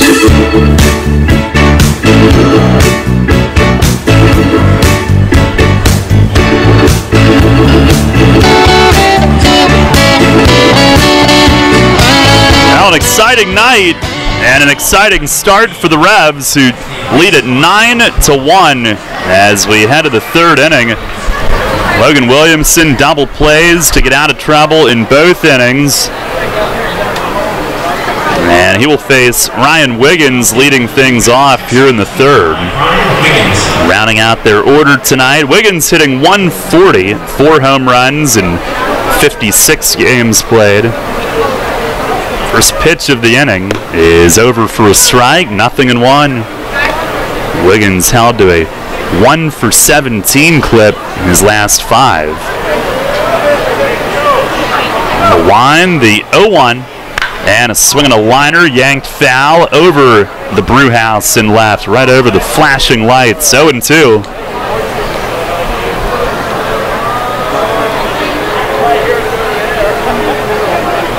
Wiggins acquired from Lincoln of the American Association in December. Williamson with the pitch. And a swing and a miss. It ran way inside a cutter. But Wiggins went after it and strikes out. Logan with his second strikeout of the night. One down to start the third. And we go to the top of the order, and Edwin Garcia, who singled and scored to start the game. Williamson with the pitch. Fastball over for a strike. Going to the fourth in Lancaster, still 3-1 Long Island. And our York Mitsubishi out-of-town scoreboard. The 0-1, and that missed upstairs. Williamson in that last start.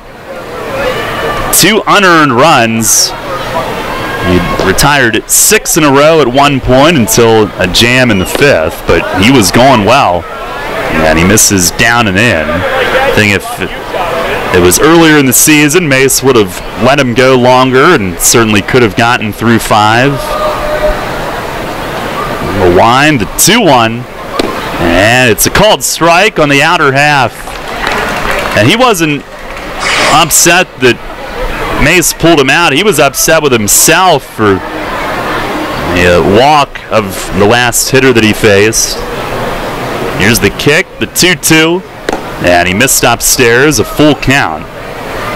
Speaking of Mace, one thing that kind of shows you how loose this team is with a chance to clinch, there's a certain afternoon hobby developing. Here's a chopper on the right side, and Silva ranging way to his left. He'll get to the big bounce and a short throw off to first, 2 down. But Talvin Nash has convinced Mace to come out and shoot hoops on a daily basis in the afternoon. And Mace has the shooter's touch from outside.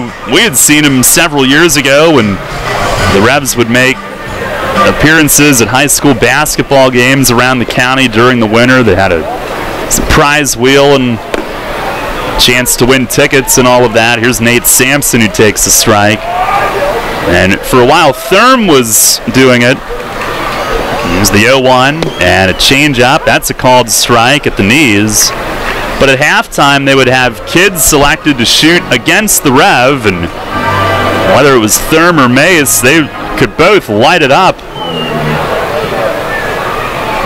There's the wind and the 0-2. Fastball down and away. Well, Mace was certainly an athlete in high school. You hear about guys who were 3-sport athletes. He was actually a 4-sport athlete. Baseball, of course, football, wrestling. Pitch is lined to left field. Toward the line goes Harris. He dives, and he made the catch. Alonzo Harris lays out to the backhand side and left, and a full stretch across his body. He pulls it right off the turf. Looked like his knee planted right into that grass, but he's up running in with it and makes another outstanding grab. A 1-2-3 inning for Williamson. And we go to the bottom half of the third. It's 9-1 York. You'll always hit it out of the park with great Best Yet products from your neighborhood Sure Save stores. Like party platters with $18.93 deli items. Team up Best Yet hot dogs with Best Yet kettle cooked chips. And get Best Yet 12 packs of soda and Best Yet Rising Crust pizzas at Sobel's Markets in Shrewsbury, Stewartstown, Whiteford, and East York. And at Nell's Market Fresh Foods in Sprott. Facing a legal issue can be a frightening time. What's my course of action? How do I know who to call? Fortunately, the York County Bar Association makes it easy. Now, you only need to make one call to find the right lawyer for you. Call the York County Bar Association and let us help you find the right lawyer with our Attorney Connection Lawyer Referral Service. Just call 854-8755 or visit yorkbar.com. Don't hesitate in getting the help you need. Contact the York County Bar Association and let us help you find the right attorney attorney at the right time. Enter Rutter's Summer of Freedom sweepstakes today. Look for the entry star, purchase participating products, scan your Rutter's rewards card, or enter VIP information at checkout, and automatically be entered to win your choice of a 2017 Jeep Wrangler Unlimited Sport, Ram 1500 Bighorn Quad Cab, or Dodge Challenger RT from Stettler. Drive better, drive Stettler. Free gas for a year and one of thousands of prizes, including Red Bull, Pepsi, and Pennsylvania Lottery scratch-off tickets. Must be a Rutter's VIP to enter. Rutter's, why go anywhere else? This is Luke Westfall. You're listening to York Revolution Baseball on the home of the Revs, Sports Radio 1350 WOYK. First in York, first in sports.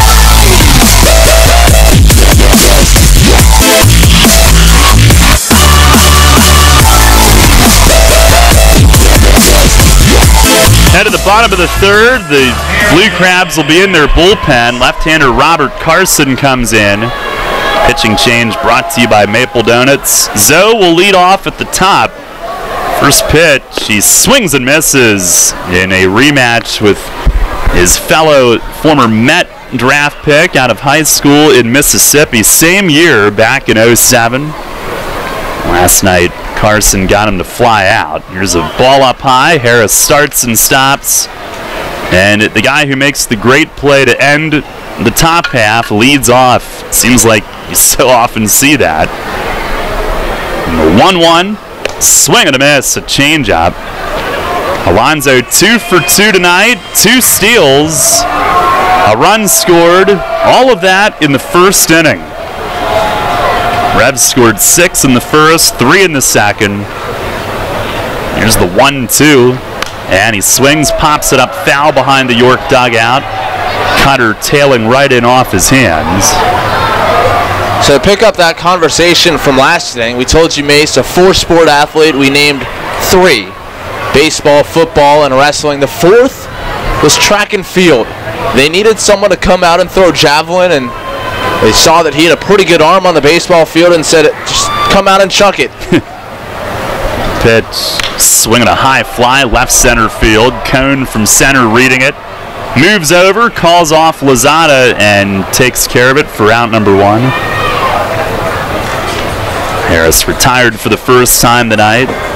Well, I guess if he had time, he could have played 5 because we just said what a good shooter he is with basketball. But it was wrestling that he did during the winter. And also a valedictorian. How about that? It's amazing. Good at everything he does. Here's Jared Mitchell. He's 0 for 2 tonight, but reached on a strikeout wild pitch in the first, stole third and scored. The pitch from Carson, and a breaking ball slides in for a strike. 1-2-3 inning for Carson in last night's game.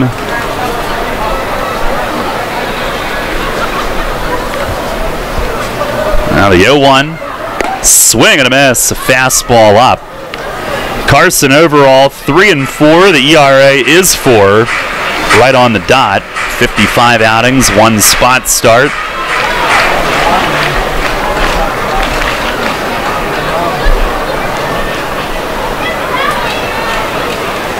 Now the 0-2.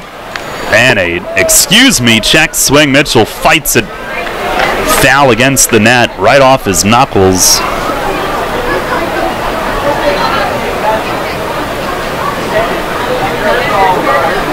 (9-1) the lead here in the bottom half of the third. Fornatero went 2, giving up 9 runs, 6 earned on 11 hits. 1 walk, 3 Ks.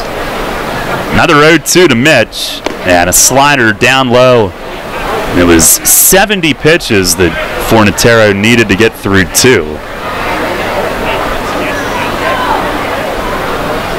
Harris with 2 hits, Silva with 2. Witherspoon a single and a triple, Dent 2 doubles. 1-2, and a fastball just missed. Down and away. Carson started off the mound thinking he had it. 2-2. Mitchell has been struck out both times, but again, in the first inning, he reached. Here's the 2-2. Swing and a miss. Fastball down in the zone gets him. A bit of a tough start for his night, but did produce a run in the first, and Revs with the big lead regardless. Here's Ruby Silva, who's 2 for 2. RBI single in the first for the first run. 2 runs scored as well. And the first pitch, swing, and he bounces it to second. Charging in is Sampson. He gloves and throws in time to get him by a step. Silva can scoot, made it fairly close at first. But a 1-2-3 inning for Carson. So for the first time tonight, the Revs do not score. And we go to the fourth. It's still a big lead. Matt with the play-by-play. The Revs with a 9-1 lead. At Donegal, we understand there are many costs associated with running a business. That's why Donegal works with you to provide quality insurance products based on your business needs, and why we deliver that insurance at a price to fit your budget. Call your local independent Donegal agent today and discover why, when it comes to insurance for your business, Donegal is a better value. Contact Coatman Kunkel Insurance at 717-854-0300 or stop in at 3217 East Market Street, York. Locally owned and operated by Pam and Rudy Kochman. Kochman Kunkel Insurance. Hey Revs fans, now's your chance to win big with the Revs and Shipley Energy. This season, during every home game at Peoples Bank Park, it's the all-new Shipley Energy Grand Slam inning. Each game, 1 inning will be designated, and 1 name will be selected as the contestant. If the Revs hit a Grand Slam that inning, you could win $5,000. To enter, stop by Fan Services and fill out your form, or enter via the York Revolution app or YorkRevolution.com. Sign up today and win big with the Revs and Shipley Energy this season. Hey Jane, check it out. 2 brand new Fast Play games from the Pennsylvania Lottery. Yeah, you just pick your game, get your ticket, and see if you've won. And with 9s in a line, you could win progressive top prizes instantly. Instantly? That's fast. Not faster than me drinking this frozen slush. You okay? Ouch. Headache. Oh. Fast Play. Play fast, win instantly. The Pennsylvania Lottery. Players must be 18 or older. Please play responsibly. Benefits older Pennsylvanians every day. This is Michael Click. You're listening to York Revolution Baseball, home of the Revs, Sports Radio, 1350 WOYK. First in York, first in sport.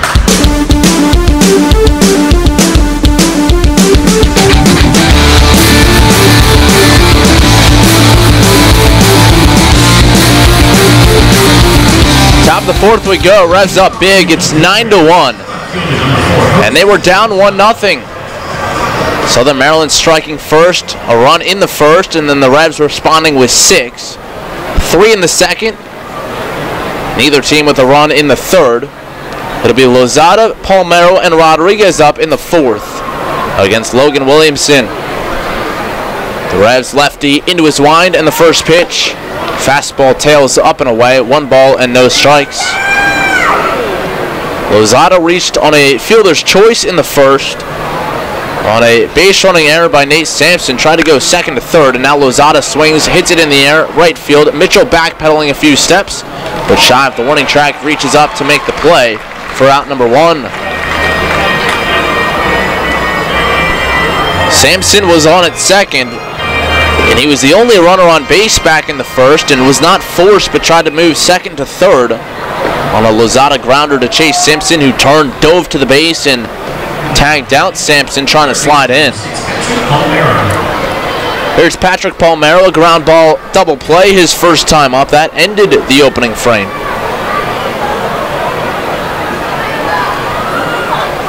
Williamson has his sign, winds, and fires. First pitch in the dirt, 1 ball and no strikes.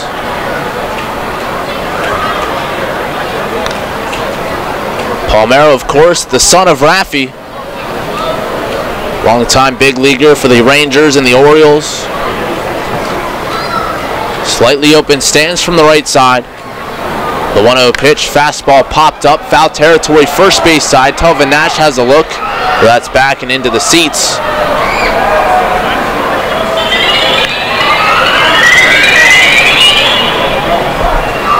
Palmero now in his 6th pro season, his 3rd in the Atlantic League. Played for the Sugar Land Skeeters in 2015 and 2016.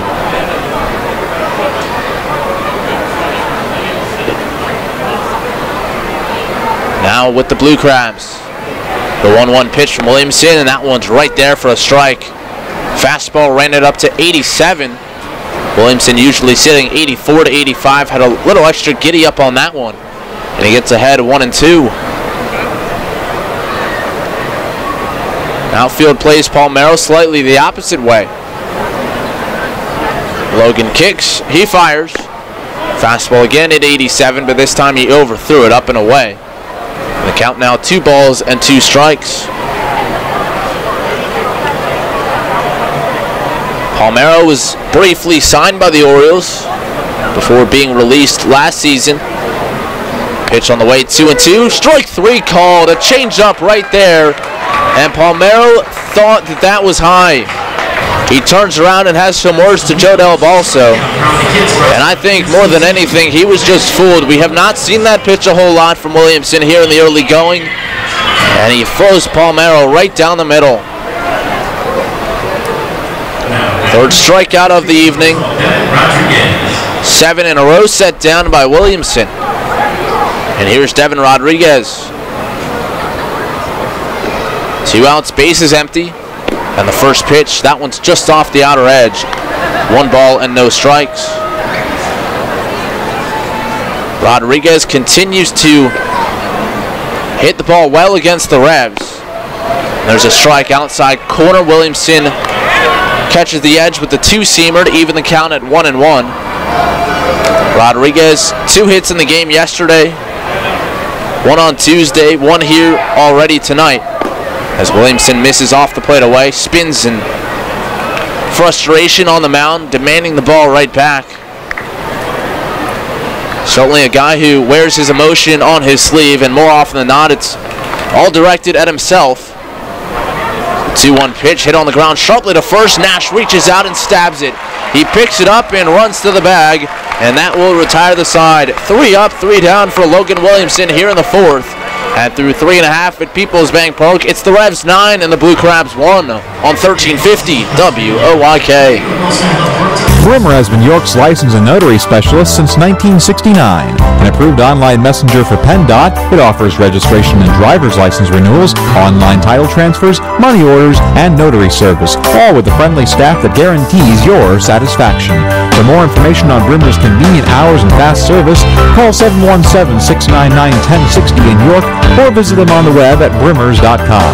Brimmer Fast Licensing and Notary Service with 4 convenient locations in York and Lancaster. Need material handling equipment for your company's busy season? Mid-Atlantic Industrial Equipment offers a full line of rental equipment to keep you operating at maximum efficiency. Forklifts from 3,000 to 15,000 pound capacity, narrow aisle reach trucks and order pickers, electric pallet jacks, scissor lifts, and forklift clamp attachments. Daily, weekly, and monthly terms available. Call today at 888-383-LIFT. That's 888-383-5438. And check us out online at midatlanticindustrial.com. You trust AAA to work at every mile. But AAA doesn't just cover your car. They can also cover your home. AAA Home Insurance protects every square foot. And when you add AAA Home Insurance to AAA Auto Insurance, you get more protection and more savings. Insurance that's not just insurance. Talk to your local AAA insurance agent today or visit AAA.com to learn more about AAA Home Insurance. This is Paul Fletcher. You're listening to York Revolution Baseball on the home of the Revs, Sports Radio 1350 WOYK. First in York, first in sports.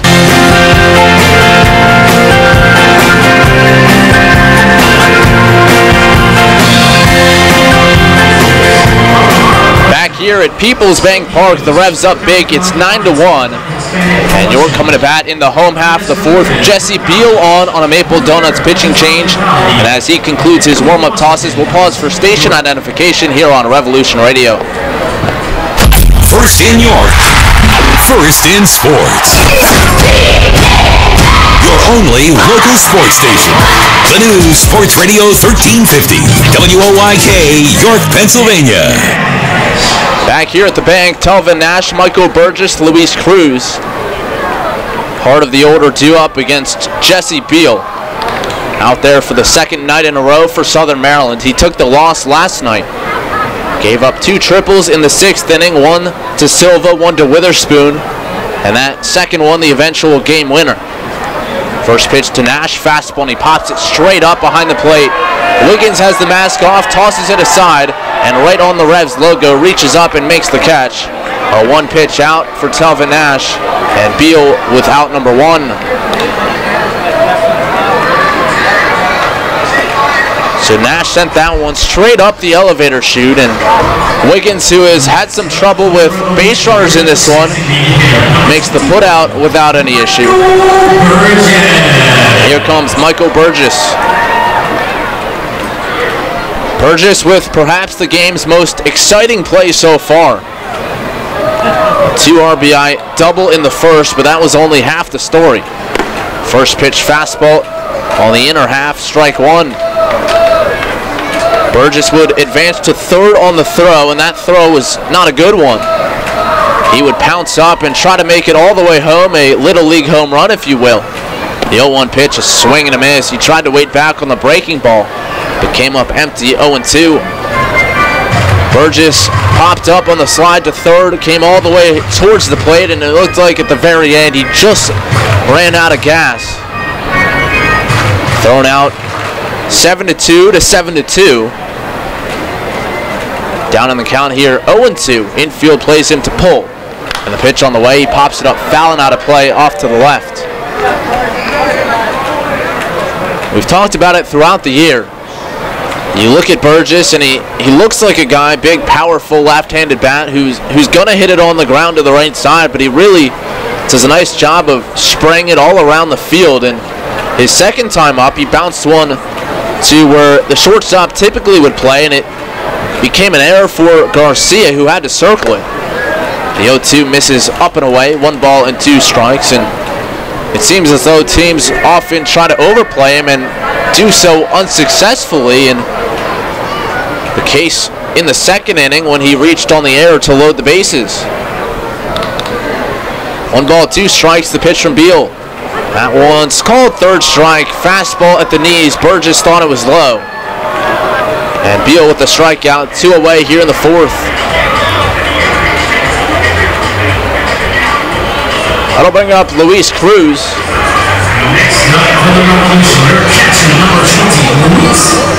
Cruz 0 for 2 in this one, the only Rev to not reach base so far. So he's looking to join the party. Revs lead it 9-1, bases empty, 2 down, bottom of the fourth.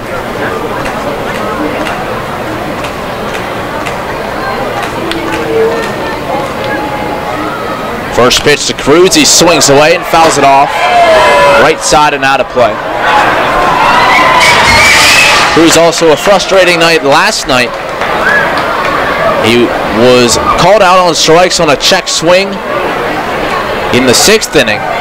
Right in between those 2 triples against Beal.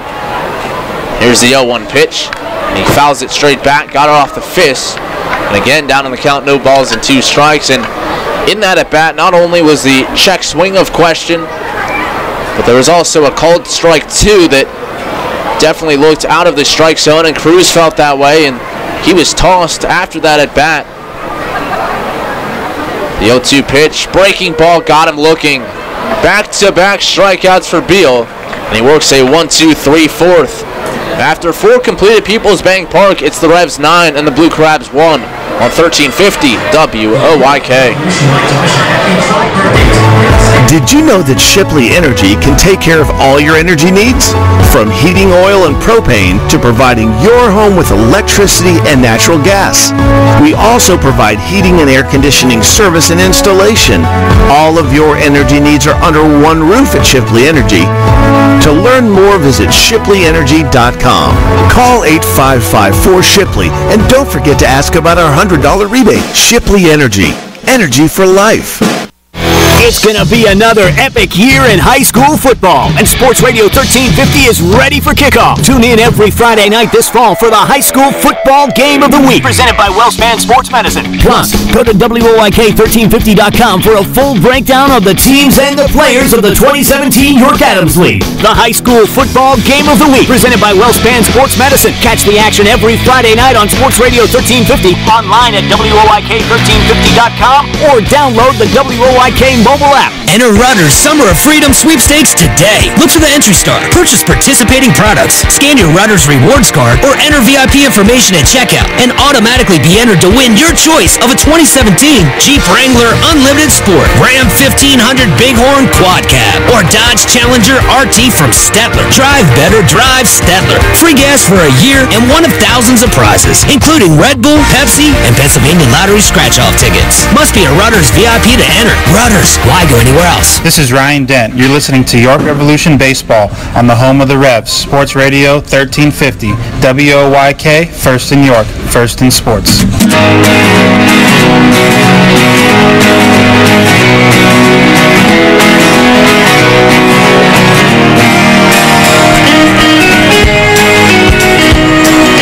Heading to the fifth, Logan Williamson back out there.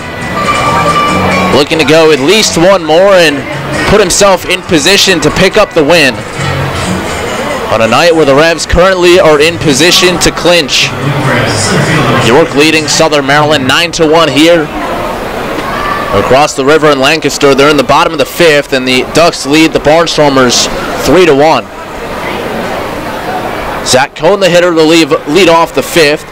The first pitch changeup stays a little high, 1-0.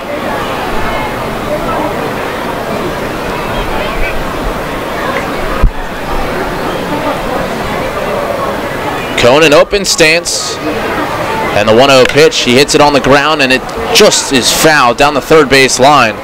Simpson ranging back of the bag, ran into the third base umpire Chris Engstrand, who was trying to make the call. Engstrand gives Simpson a pat on the back as he makes his way back to his position at third.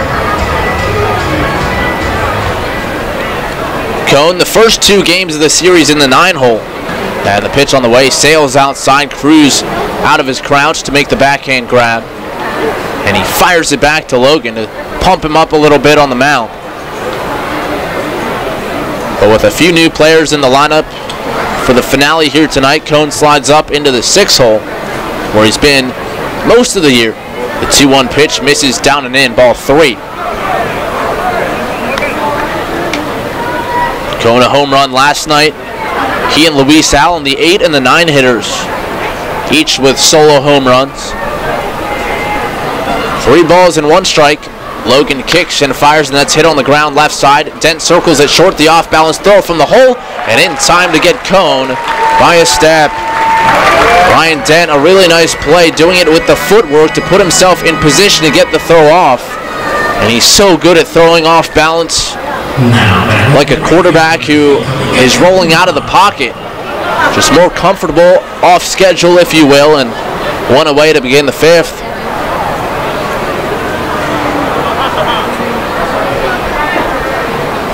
Nine in a row set down as KK swings and misses, 0-1.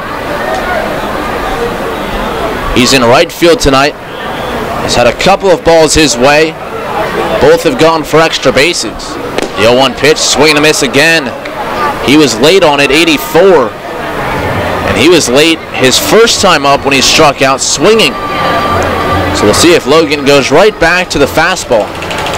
He has 3 strikeouts in the ball game. The 0-2. He just missed up and away. It was the fastball at 87, but let it go just a beat early.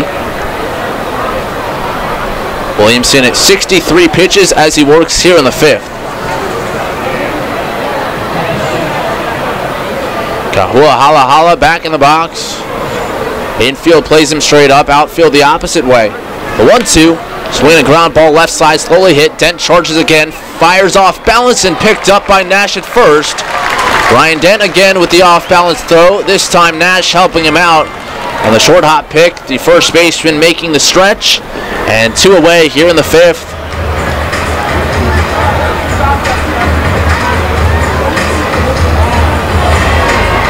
So Williamson really settling in. And here comes Brian Bistain. Bases empty, 2 men down. The Revs leading 9-1. Bistain DHing here in this one, a ground ball double play. His first time up, and the first pitch fastball up and away, 1-0. Williamson on the night has rolled 2 double plays, now 17 ground ball double plays on the year. And the 1-0 pitch down and in, 2 balls and no strikes. Williamson now in his 12th pro season again. Did not play last year. Took a year off. Tried to see what he could do away from baseball, but felt that he left the game too soon.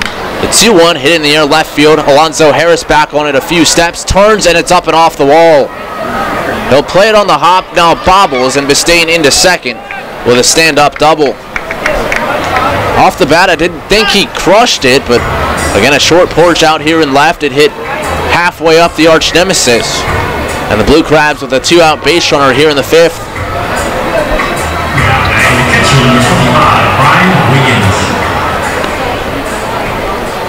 That'll get the 9th place hitting catcher Ryan Wiggins to the plate. Wiggins a strikeout victim his first time up. And the hit by Bistain breaks up a stretch of 10 in a row retired by Logan Williamson. Righty against lefty, the first pitch hit in the air well, right field and deep. Mitchell back on it towards the warning track, and he's going to have to play it off the wall. Coming around to score is Bistain. Hustling towards second is Wiggins. He'll dive in safely as the throw gets by Ryan Dent and makes its way all the way to third base where Simpson picks it up. Back-to-back doubles for the 8 and 9 hitter here for the Blue Crabs. And it's now 9-2.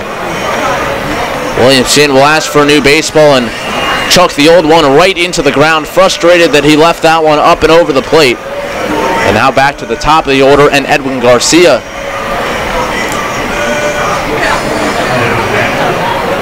The Blue Crabs in the ball game have 6 hits.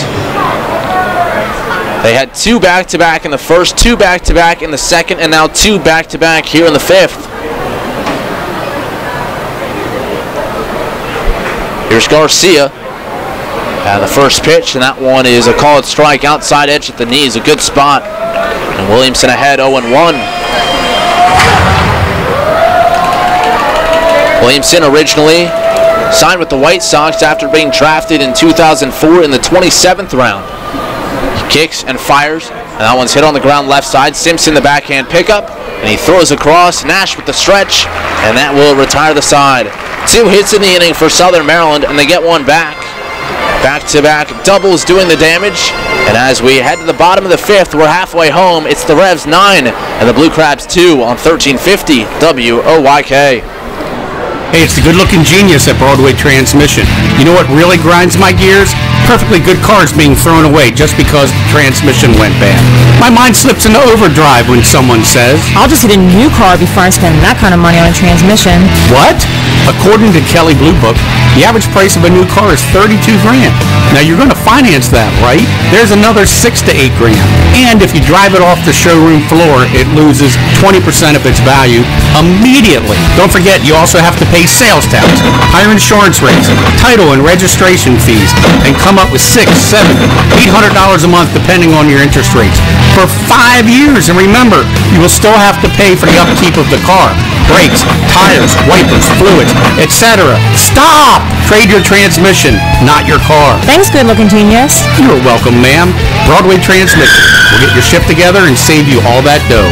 Visit us on the web at BroadwayTrans.com or stop in and see how it's done. Does your wealth advisor know how you take your coffee? At Smith, Mayer & Little Wealth Advisory Group, we genuinely get to know our clients, from their interests, goals, and dreams, right down to how they like their coffee. By understanding our clients on a personal level, we help them make wise financial decisions. In us, you will find a trusted confidant dedicated to your financial success. Smith, Mayer & Little, a wealth of knowledge about wealth. Get to know us over a cup of coffee or visit us at financialjava.com. Janney Montgomery Scott LLC, member NYSE, FINRA, and SIPC. This is Chang Choi, athletic trainer of the York Revolution. You're listening to York Revolution Baseball on the home of the Labs, Sports Radio 1350 WOYK. First in York, first in sports.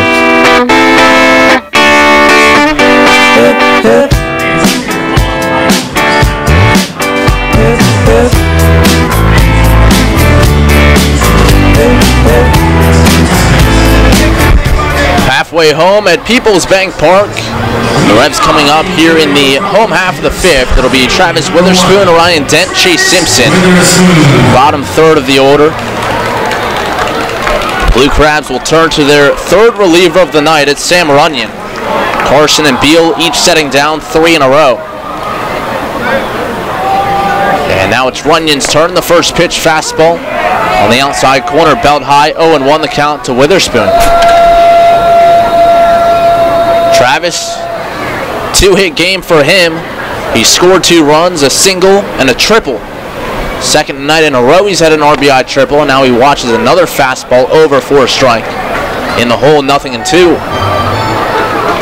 And Witherspoon starting to pick it up at the plate of late. Now with 5 hits in his last 8 at-bats. Runyon the high set in the 0-2. And Witherspoon watches that one. It was above the shoulders, 1 ball and 2 strikes.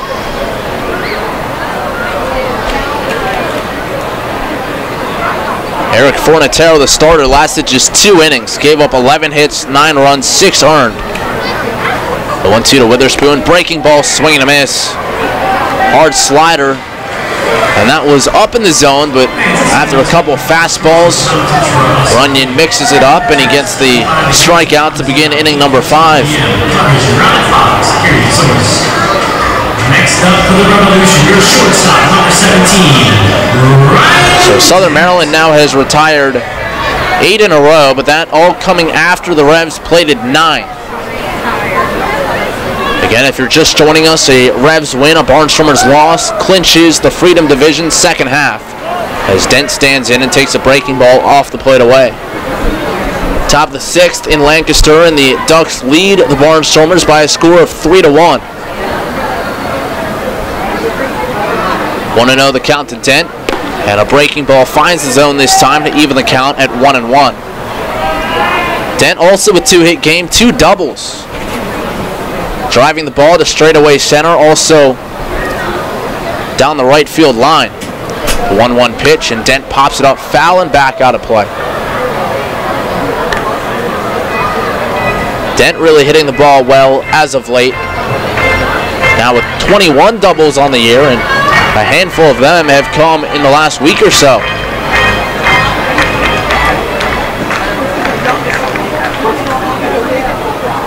One ball and 2 strikes the count, 1 away, base is empty, home 5th.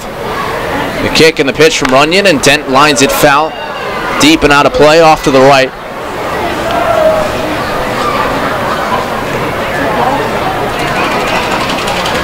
Count remains 1 ball and 2 strikes. Elsewhere on the York Mitsubishi out-of-town scoreboard, just underway in the top of the 1st down in Sugar Land, and Skeeters and Bluefish are scoreless. Patriots 2, Bees 2, that being played up at TD Bank Stadium. The 1-2 to Dent, a check swing on a pitch that broke off the edge. And no swing, says David Speranza down at first. It's 2-2.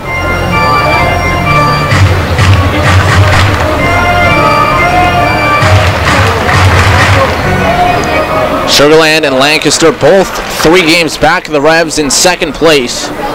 But the Revs own the second half tiebreaker with the Skeeters, so a win tonight would eliminate them regardless of what Lancaster does. Pitch to Dent, he drives it down the right field line again. A long run for KK towards the corner. He lays out and he makes the catch. Just on the front of the warning track. He gets there in time, full extension, and there's out number 2.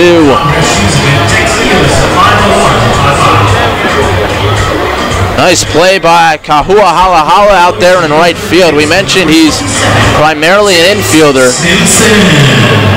Made a diving effort on a ball earlier in this ball game, and this time another dive, and he hauls it in. 9 in a row, now set down by Southern Maryland pitching as Chase Simpson steps in. And the first pitch, he swings away, hits it off the end of the bat to shortstop. 2 hops to Garcia, who will sling it across to retire the side. A 3-up, 3-down inning by all 3 Southern Maryland relievers in this one. And after 5 complete at Peoples Bank Park, it's the Revs 9 and the Blue Crabs 2 on 1350 WOYK. It's time again for York Mitsubishi September sales event with 0% financing or rebates and discounts up to $4,500 on all remaining 2017s in stock. So stop by and see what we can do for you on all Outlanders with 7-passenger seating, Outlander Sports, Lancers, and Mirages. And as always, get our 10-year, 100,000-mile powertrain limited warranty. So don't miss out on York Mitsubishi September sales event while selection is still available. York Mitsubishi, just off Route 30 on Roosevelt Avenue, York. Stand up against domestic and gender violence by joining YWCA York on Friday, October 6th at 6:30 p.m. for Walk a Mile in Her Shoes, where men and teams of men walk in women's high heels to raise money in support of YWCA's Access York and Victim Assistance Center. Women are invited to join the cause and raise funds as sister walkers. To register, log on to ywcayork.org or donate by texting the word HEELS to 50155. YWCA York is dedicated to eliminating racism, empowering women, strengthening families, and promoting peace, justice, freedom, and dignity for all. Come on! Colin Cowherd. Is an actor bad if he has a bad movie? Remember the movie Tom Hanks had with Julia Roberts about 4 years ago? Was he suddenly a bad actor? Nah, he got a shaky script. But I just watched Bridge of Spies this weekend with Tom Hanks. Tom Hanks is back. Why? Because he had Steven Spielberg directing. Right now, Andrew Luck doesn't have a very good script to work with. This is The Herd with Colin Cowherd. Weekdays at 3 on Sports Radio 1350 WOYK. This is Stephen Janis. You're listening to York Revolution Baseball on the home of the Revs. Sports Radio 1350 WOYK. First in York, first in sports.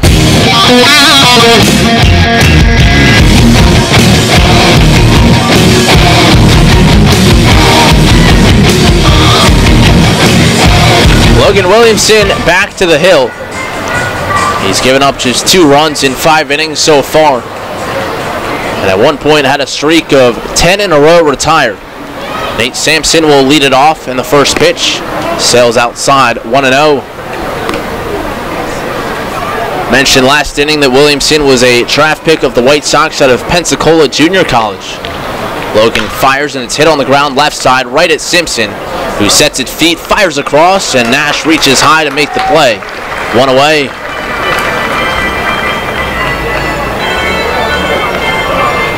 Williamson, one of 2 pitchers that was in this game out of Pensacola Junior College. Eric Fornatero also went there. He was there a couple years after Logan, but interesting that we get 2 starters from the same college here in this one. Fornatero didn't last nearly as long as Williamson has. Just 2 innings for the Blue Crab right-hander. Williamson working here in the 6th, 1 away. And the first pitch to Lozada off the plate outside, 1-0. Lozada, after leading off the first 2 games, down in the 3-hole here in the finale. He's been red hot. The 1-0 pitch hit on the ground foul off the facing of the Blue Crab third base side dugout. Count 1 ball and 1 strike. Lozada over 500 his last 9 games, 17 of 33. Overall in the year, a .303 average, tied for 7th best in the league. In this one, he's 0 for 2. Took a moment outside the box, now he's ready. And the 1-1 from Williamson, and that one just missed up and away. 2 balls and a strike. That pitch from Williamson, number 75 in the ball game. Lozada, switch hitter, batting right.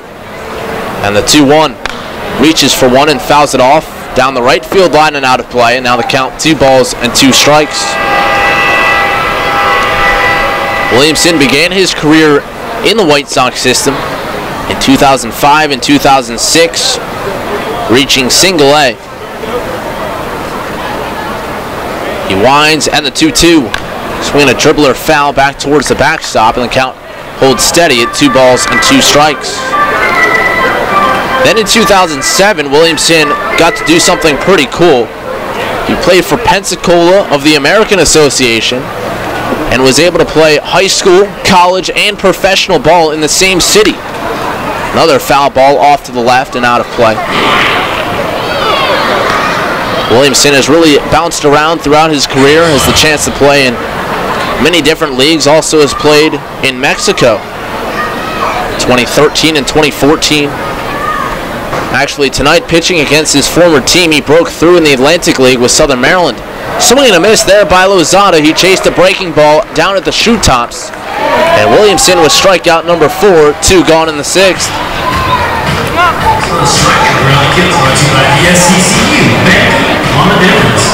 Base is empty now for Patrick Palmero. Palmero 0 for 2 in this one, a double play ball and a strikeout.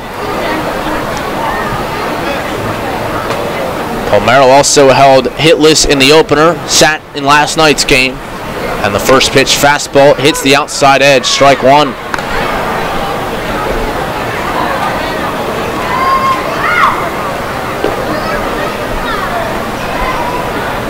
Williamson works from the third base side. He kicks and deals. That one's hit on the ground, foul past the third base coach's box where James Frisbee looks on. And Frisch really put in a tough spot this year, but he's made the most of it. Began the season as the Blue Crabs pitching coach, but after John Harris stepped away due to personal reasons midway through the year, Frisch took over as the head man here in Southern Maryland. The 0-2 pitch, breaking ball popped up foul over the screen and back our way. And it came down and looked like it nailed a water bottle down in the diamond deck. And well, it looks like the fans do get a ball out of it, but they lost about half a water bottle in the process. They get a round of applause. Hopefully worth the sacrifice down there. Everyone's okay. Here's the 0-2 from Logan.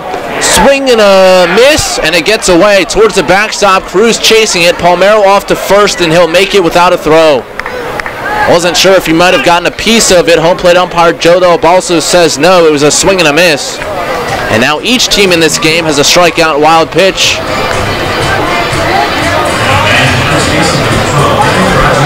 So that'll keep the inning alive.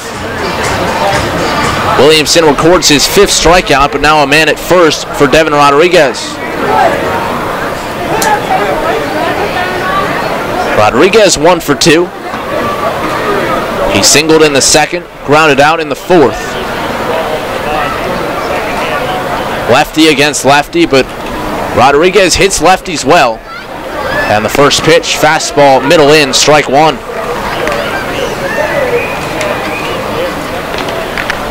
Rodriguez this season against left-handers, a .355 average. But pretty darn good against righties as well, .374. The 0-1, swinging a pop-up, left side of home plate. Cruz has the mask off, gives it a look. But it's back and just above us. Sounded like it landed up by White Rose Hall, maybe it bounded down. Nevertheless, Logan in the driver's seat, 0-2.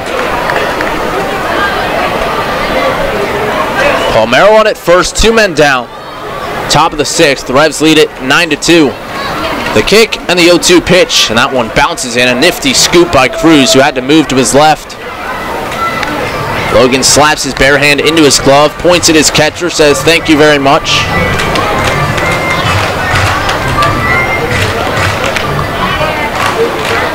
Cruz continues to get the bulk of the work behind the plate. He's done a fine job defensively of late. 1-2 pitch, breaking ball, and it's chopped to first. Nash will move back to pick his hop. Fields it to his left, takes 1 step to the bag, and that will retire the side. 2 strikeouts in the inning. 1 reaching on a wild pitch, but Palmero left stranded.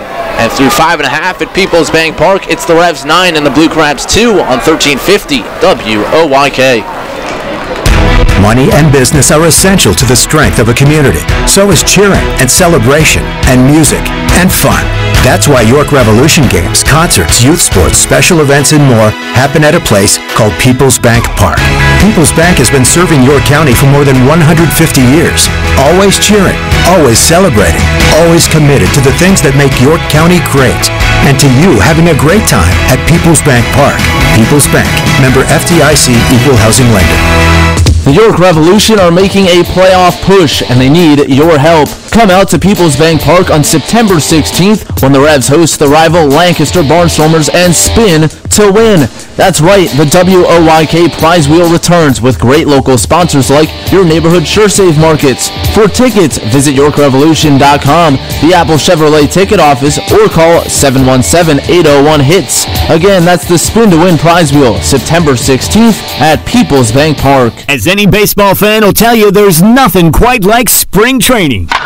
Join Kraus Travel for spring training with the Baltimore Orioles. Follow the Birds south to Florida March 18th through the 23rd and catch 6 spring training games. Kraus Travel's spring training package includes round-trip travel from York, 5 nights in historic downtown Bradenton, daily breakfast, transportation to and from each game, and more. Reserve your spot in the lineup now. Call Kraus Travel today at 244-6410 or email info@kraustravel.com. Hi, this is United States Olympian Haley Flickener. You're listening to Sports Radio 1350 WOYK, first in York, first in sports.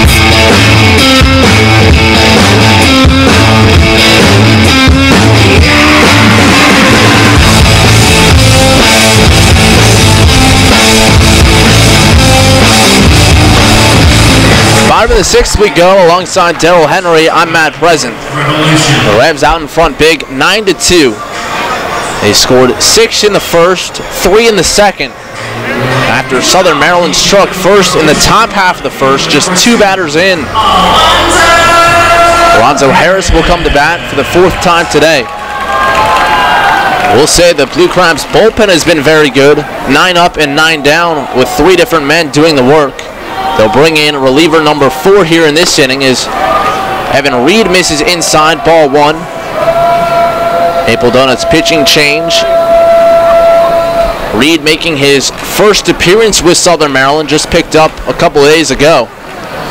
And the righty fires, and it's fouled off to the right and out of play. Reed wears number 35. He's a big guy, 6'4", 255, from Santa Maria, California.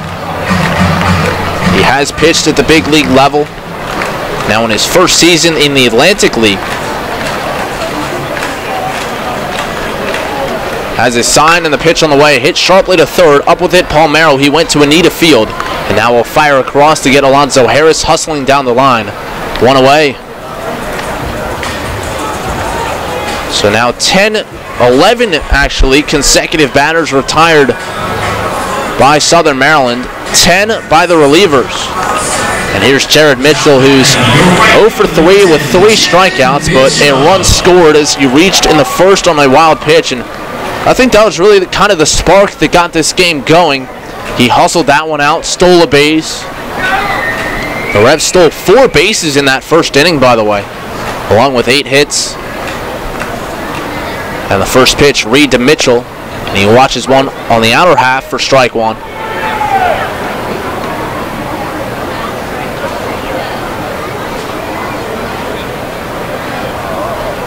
Reed at the big league level with the Detroit Tigers. Kicks and deals. And that one just missed the outside edge. Reed has been known to reach up to 97 on the fastball. Also complements it with a slider and 2-seamer.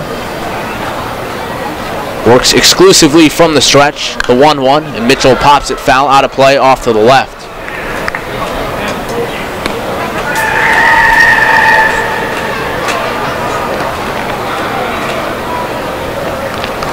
Reed was first promoted to the big league level with the Tigers on May 16th, 2013.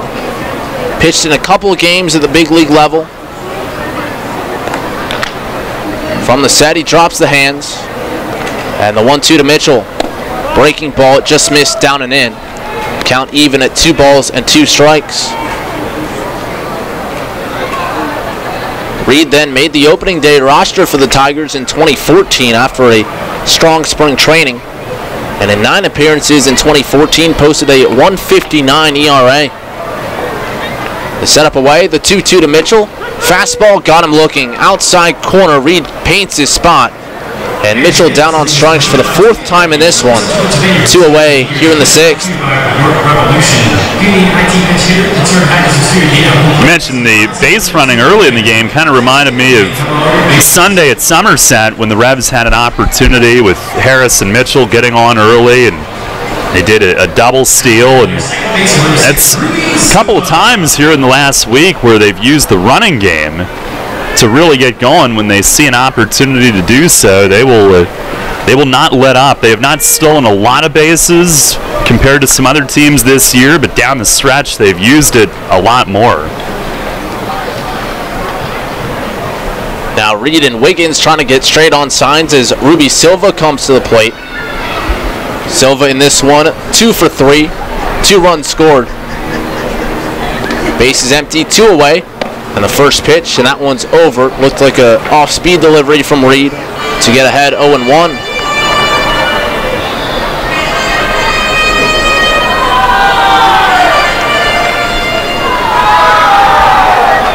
Righty sets, he kicks the 0-1 pitch, and that one in the dirt. Silva started to go, able to hold off.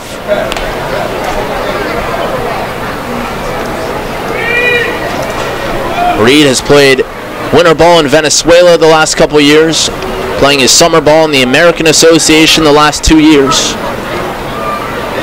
And the 1-1 pitch to Silva, he reaches for it, fights it foul, spoiling a pitcher's pitch on the outside corner, but falling behind 1-2. Actually did begin this year with Sugarland. 26 appearances, all in relief. A 5.11 ERA for the Skeeters.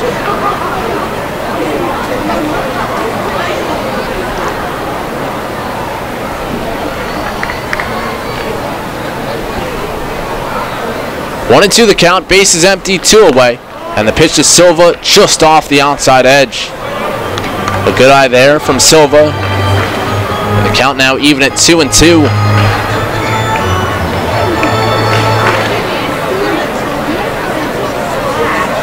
Lefty against righty, and they play him straight up. The 2-2 pitch, swinging a line drive towards right field. That's down for a hit.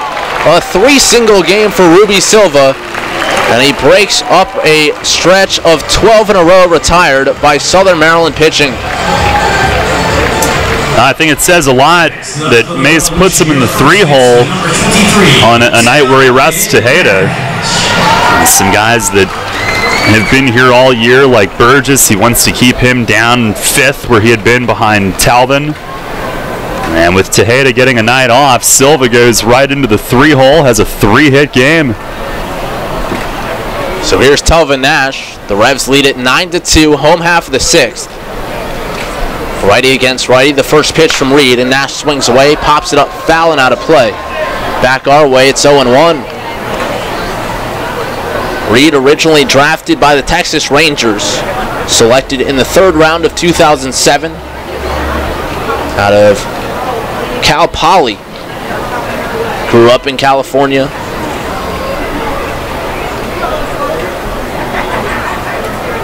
Nash a single, a walk, 2 runs scored. And a check at first and back in safely is Silva.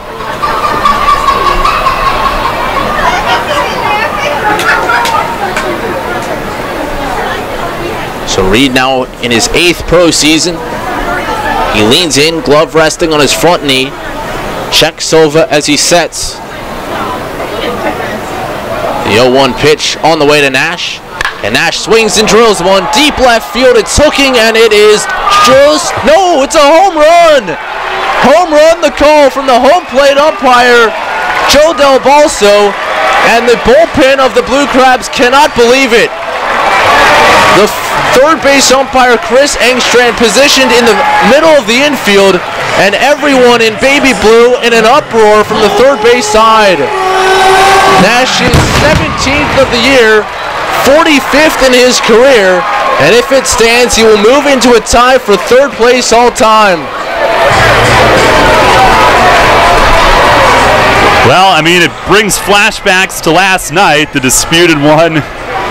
And this was a low shot right near the corner of the nemesis, and he had slowed down at first base. I think he thought he had pulled it foul. Well, it certainly looked to me like it was a foul ball, and James Frisbee, we've seen him tossed once already at Peoples Bank Park. He's certainly animated after that call, and the umpire's now going to get together, but I don't think anyone was going to have a better angle on that than Del Balso, and I thought it was pretty clear that it was foul. Again, that foul pull down the left field line is rather short despite the height of the wall. 300 feet straight down the line. Yeah, I mean, the other umpires were out by first and second base. I guess he could ask them if If it was so foul that it was lower than the wall, they might have been able to see that, but that has to be the home plate umpire's call. The other ones are out way off that third base line. I'd have to see it again to be absolutely sure, but on my first look at it, I thought it was above the wall, but not necessarily all the way above the foul pole. Just to the left of the pole. Yeah, I think it had the height. Above the wall. The umpires all gathered between the pitcher's mound and third base. For the time being, the Revs lead it 11-2.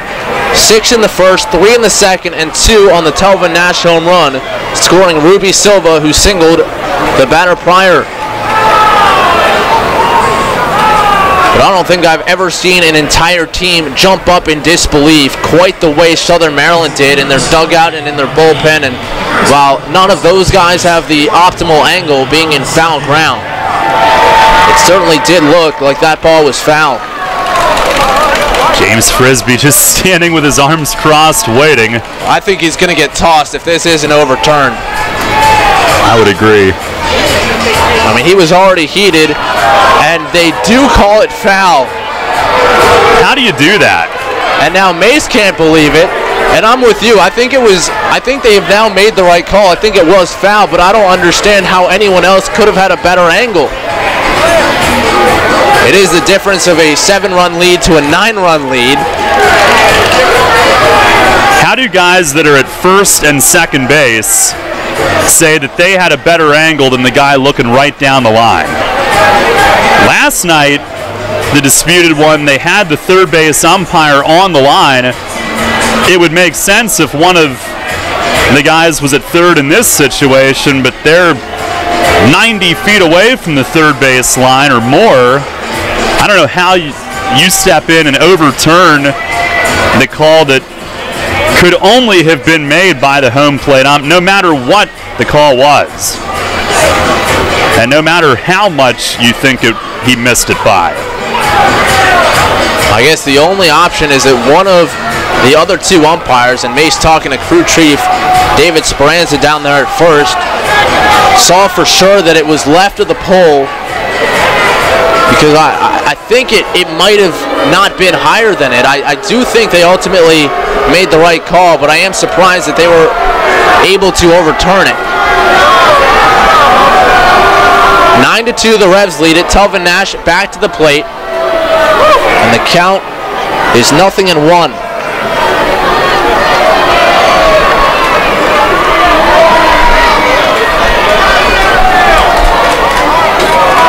Rather 0-2 the count to Nash. He fouled one off prior. Silva at first with 2 down. And the pitch in the dirt. 1 ball and 2 strikes.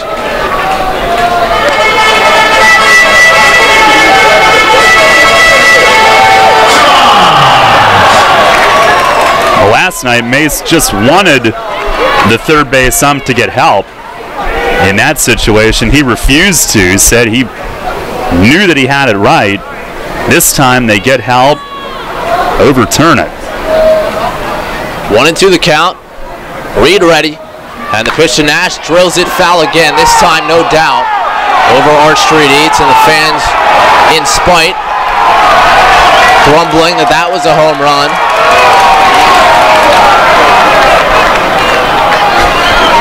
They don't miss a chance, do they? Up by 7, it doesn't seem to matter.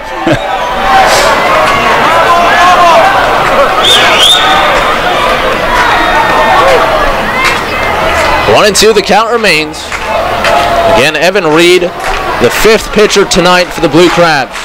The pitch to Nash, swing and a miss, they got him. Breaking ball down and away, and Nash spikes the bat, then the helmet. As a home run wiped away on a ball that was fouled deep down the left field line. The Revs still ahead, 9-2, heading to the 7th. Darrell Henry will take you home when we come back on 1350 WOYK. Sports injury? Walk into WellSpan Urgent Orthopedics for immediate care. No appointment is ever needed. Our orthopedic and sports medicine specialists are here to treat you. Visit wellspan.org/urgent orthopedics today for hours at our York and Hanover locations. It's going to be another epic year in high school football, and Sports Radio 1350 is ready for kickoff. Tune in every Friday night this fall for the high school football game of the week, presented by WellSpan Sports Medicine. Plus, go to WOYK1350.com for a full breakdown of the teams and the players of the 2017 York Adams League. The high school football game of the week, presented by WellSpan Sports Medicine. Catch the action every Friday night on Sports Radio 1350, online at WOYK1350.com, or download the WOYK mobile app. At the York County Solid Waste Authority, we know just 1 quart of motor oil can contaminate 1 million gallons of water. Recycle your motor oil at locations throughout York County. Visit www.ycswa.com for locations. Garbage is power. Hear that? It's the sound of summer. Sound nice? Call Kona Ice. We do it all. Schools, sporting events, parties, both corporate and birthday. You name it, we'll be there. We bring the party to you. If you need a little bit of fun in your life, we're the shaved ice truck for you. Oh, and we fundraise too. This summer, cool down with Kona Ice. Give us a call at 1-800-KONA-ICE or visit us online at www.kona-ice.com. Kona Ice. Flavor our world. Hey, this is Jacoby Jones, Super Bowl champ, Dancing with the Stars. If y'all ain't vote for me, it's y'all fault I lost, but you're listening to the radio, WOYK 1350, baby.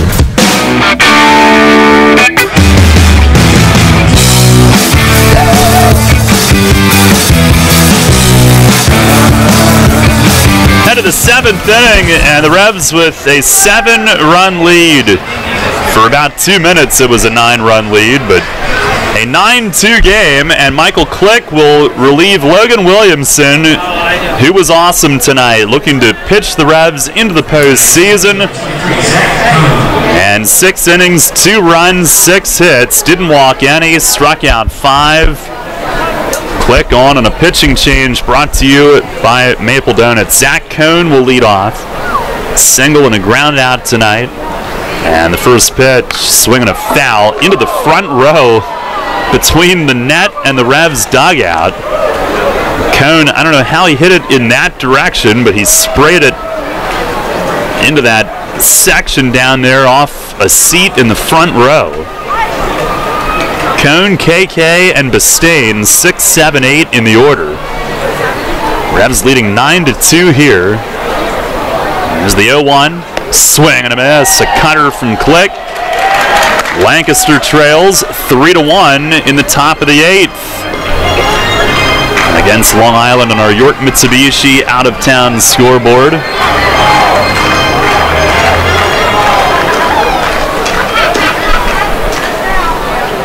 Bridgeport up 2-0 in the second at Sugarland, by the way. 0-2. And it misses down low. A cutter again. And they're in the 8th at Somerset, 2-2 with New Britain.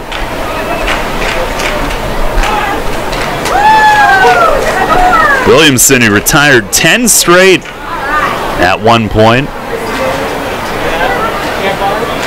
Giving way to Click here. Click ready. The 1-2. And a fastball outside. Williamson, who basically got 4 hitters out in the 6th, but strikeout wild pitch snuck through. But a strong finish after a run in the 5th, only other run in the 1st. 2-2, swing and he taps a foul, bounced up off himself. 9 runs, 12 hits, no errors for York. 11 of those 12 hits in the first 2 innings tonight. 2 runs, 6 hits, 1 error for Southern Maryland.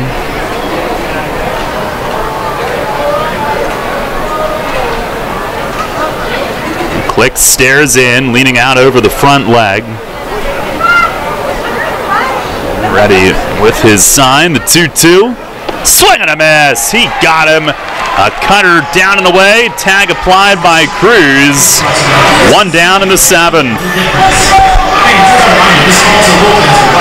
Well, a perfect pitch there against Zach Cohn, a guy who's been hunting fastballs the entire series, and Click stays away from him, buries that breaking ball, and gets him to chase down in the count.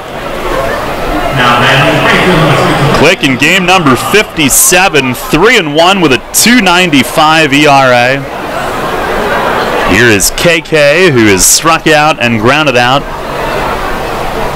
First pitch, fastball upstairs.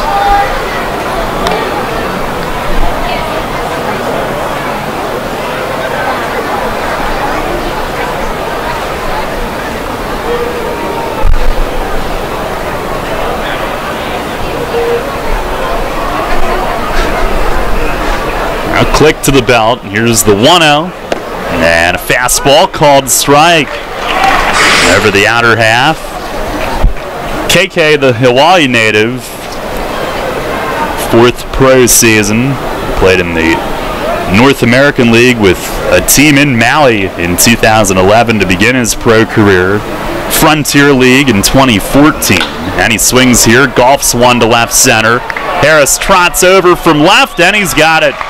Makes the hip-high grab, 2 away. Click sets down his first 2 here in the 7th. And I just had a thought, Darryl. It'd be really interesting to know, we announced the score of the Lancaster game earlier on in this one. It'd be interesting to know what they know about what's going on in our game and how that might be changing how Ross Peoples manages his game, knowing it's now pretty much a must-win. Yeah, if the Revs were not winning tonight, his team did not have to win tonight. There's Brian Bistain, who's 1 for 2, a double play and a double. Pitch from Click, swing and a miss, a cutter to start him off. Bistain was brought in late in the first half from the Can-Am League. They needed some players, and it was part of their push to the first half title, even though it took them until mid-August to finish it. The 0-1, and a swing and a pop-up. Nash at first, moving into foul ground, and drifting back toward the bullpen. He's got it. They all get out of his way. As he approaches the steps in the Gatorade jug, he makes the play. It's a 1-2-3. Top of the 7th inning for Michael Click. Stretch time here at the bank. It's the Revs 9 and the Blue Crabs 2. Money and business are essential to the strength of a community. So is cheering and celebration and music and fun. That's why York Revolution games, concerts, youth sports, special events, and more happen at a place called People's Bank Park. People's Bank has been serving York County for more than 150 years. Always cheering, always celebrating, always committed to the things that make York County great. And to you having a great time at People's Bank Park. People's Bank, member FDIC, equal housing lender. The York County Economic Alliance is York County's primary business resource, representing over 1,100 member businesses and 50,000 employees in York County. The YCEA serves to lead economic growth, connect local businesses, and to create a prosperous York County. This month, the YCEA celebrates the anniversaries of these members: Gladfelder, Anstat Communications, RG Group, RKL, Buchard Horn Incorporated. The York County Economic Alliance. Together we prosper.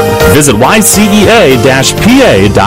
Stand up against domestic and gender violence by joining YWCA York on Friday, October 6th at 6:30 p.m. for Walk a Mile in Her Shoes, where men and teams of men walk in women's high heels to raise money in support of YWCA's Access York and Victim Assistance Center. Women are invited to join the cause and raise funds as sister walkers. To register, log on to ywcayork.org or donate by texting the word HEELS to 50155. YWCA York is dedicated to eliminating racism, empowering women, strengthening families, and promoting peace, justice, freedom, and dignity for all. Hi, this is United States Olympic gold medalist Jenny Finch. You're listening to York Revolution Baseball on Sports Radio 1350. WOYK. First in York, first in sports.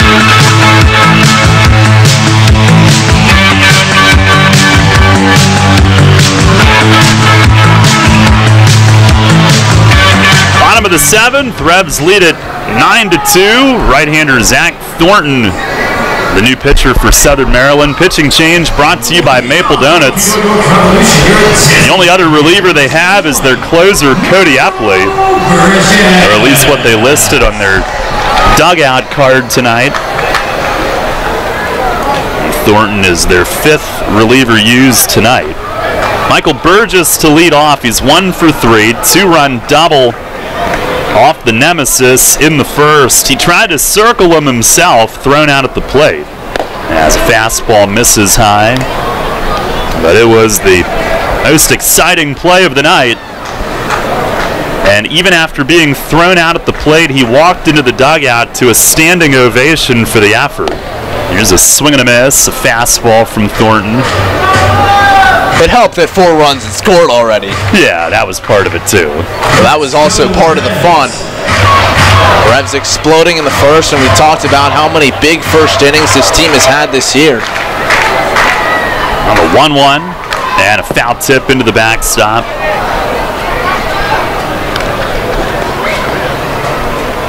A lot of the fans aware of what Burgess also had done the last couple of days, going back home. I can't imagine the worry, knowing that was coming, Hurricane Irma.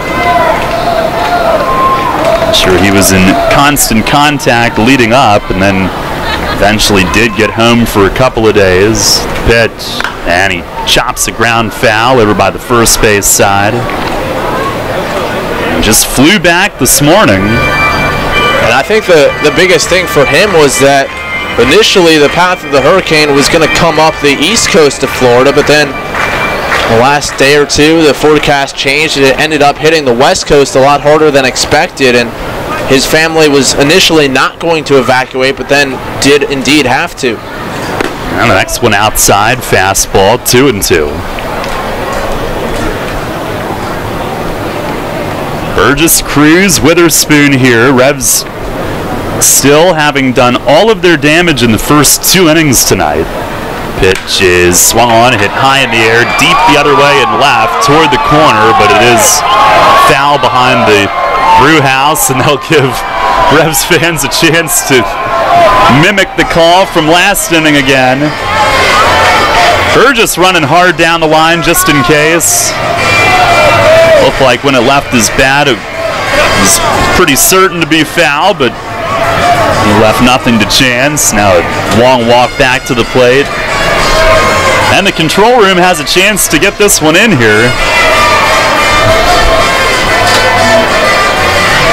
They got it. They got the whole song played. It's always a good night when they can check that off the list.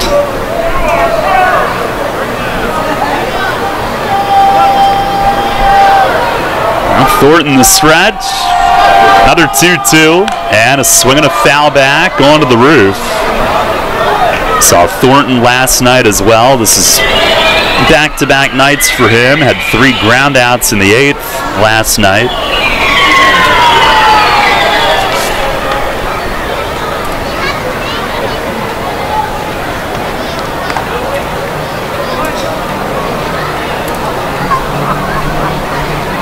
Again on 2-2, and a foul tip into the mid. Another foul, but this one into the catcher's glove. 1 down here in the bottom of the 7th is the 10th strikeout from Blue Crab pitchers tonight. Well, tomorrow Lancaster will be here. Don't know if it'll be with playoff implications or not, but it is Ladies' Night presented by Health South Rehabilitation Hospital of York. Ladies' hat giveaway to the first 1,000 females in attendance. Tickets at YorkRevolution.com. Here's Luis Cruz. He bounces one to third. Palmero waits back for the hop. Fires to first to get him 2 away. Also, tomorrow night, it's week 3 of the high school football season, brought to you by Wellspan Sports Medicine. Online on WOYK1350.com, we'll have the video stream of Cedar Cliff at York High. Video feed powered by the Game Time YouTube channel. And then Saturday morning at 9, Central PA Game Day with Steve Navaroli and Matt Present. Here's Travis Witherspoon, who looks at a strike. You think we'll be able to hear Ron from across the street tomorrow night? Might be able to wire him up. The 0-1. And a fastball in for strike 2. Revs a 9-2 lead. Joe Van Meter up, getting ready for the 8th.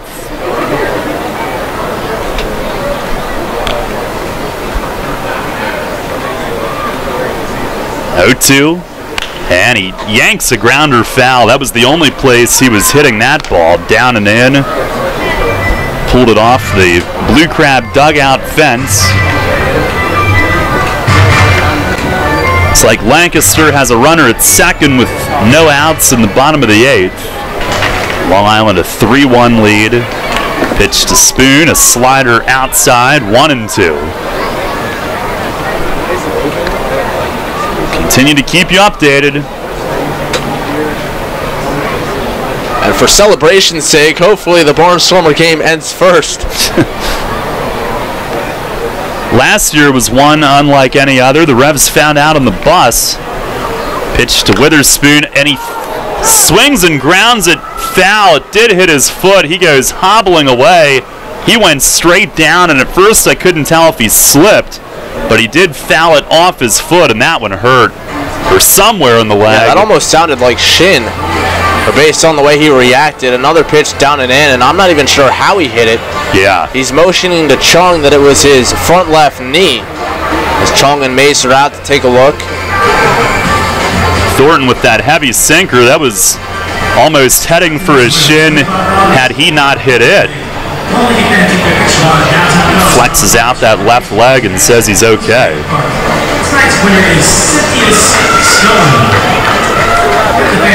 Well, the shin is one of the worst places, at least in terms of how it feels.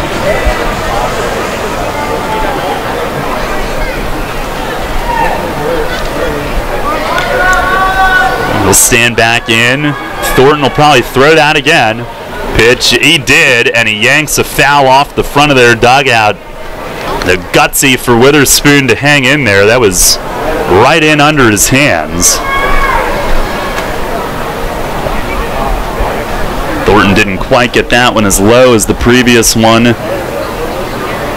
Pitch, a slider just outside, 3-2. Now, what's going on over there? Well, you mentioned the Barnstormers had a run in scoring position. They got that run home. It's now a one-run ball game in the bottom of the 8th. 3-2, the Ducks still lead it. 3-2 to Spoon, and he lines one towards short on a hop, backing up Garcia. The long throw, not in time. And Witherspoon, for his troubles, legs out his 3rd hit of the night. It's an infield hit, his 2nd one of those. And Garcia did all he could over to his right, planted after handling the one hopper, but Spoony too quick. He beats the throw. It looked like Thornton really was able to execute his plan the entire at-bat, trying to pound Witherspoon down and in, and Spoon just won the battle, able to fight it off and reach on the infield single. Now here is Dent. Spoon, a 3-hit night. First pitch to Dent. He swings, lifts it to right center. Coming on is Cone, the center fielder, and makes the grab to end the inning. No runs on one hit and one left. That sends us to the 8th here tonight at Peoples Bank Park. York 9, Southern Maryland 2.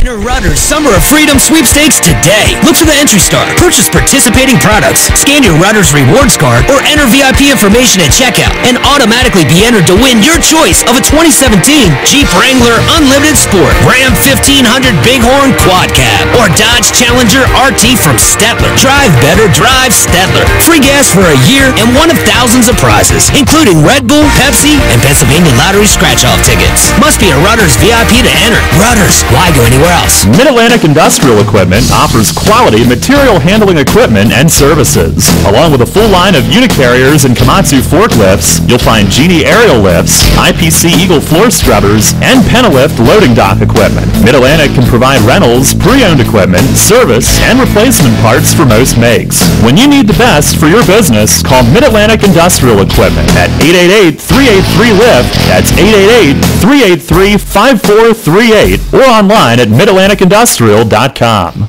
Columbia Gas of Pennsylvania delivers natural gas to 423,000 customers. Our commitment is to do it reliably, efficiently, and most importantly, safely. If you smell, hear, or see any sign of a natural gas problem, evacuate immediately and call 911 from a safe location. The most obvious indication of a problem in your home would be a rotten egg odor. For more information on natural gas safety, visit ColumbiaGasPA.com. Columbia Gas of Pennsylvania reminding you about natural gas safety. Hi, this is Rich Free. I'm the CEO of the RG Group. We're a proud member of the York County Economic Alliance since 1961. You're listening to Sports Radio 1350 WOYK. First in York, first in sports.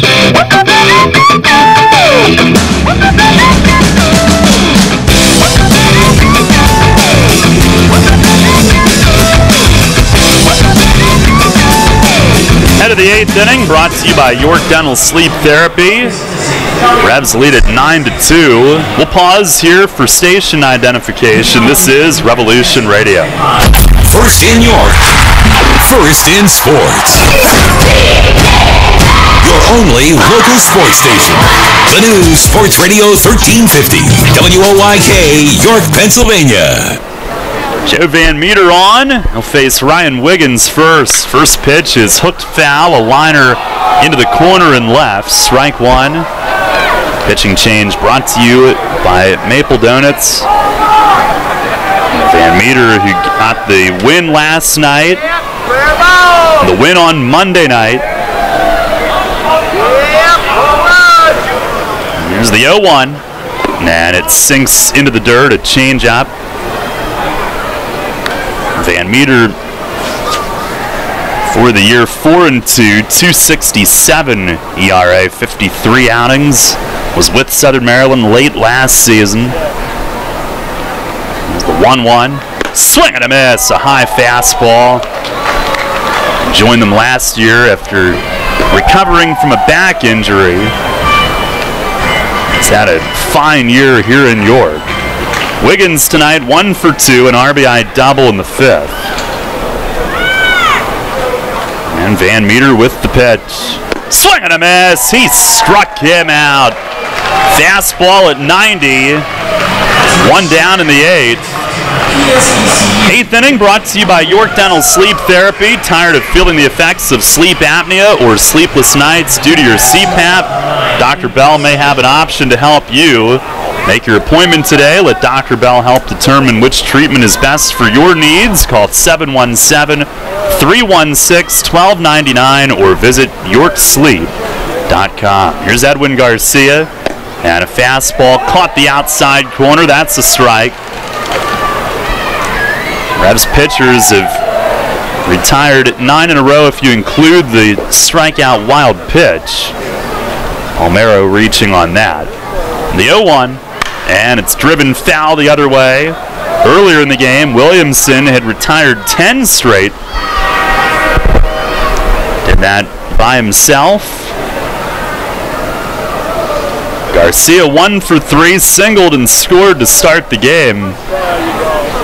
But down 1-0, the Revs answered not with 1 but 6 in their half of the first. Pitch is high and tight. And a little close for comfort on Garcia's hands, 1-2.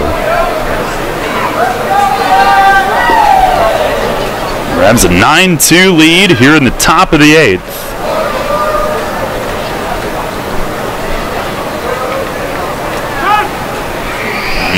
Time asked for. Lights again. Van Meter requesting a new baseball.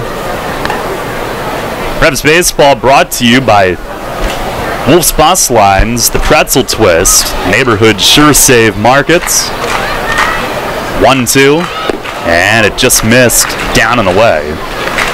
Turkey Hill Minute Markets, Etline Foods, and D's Nuts.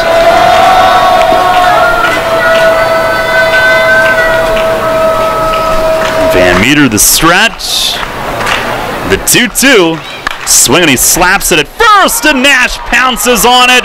A race to the bag. He'll get there.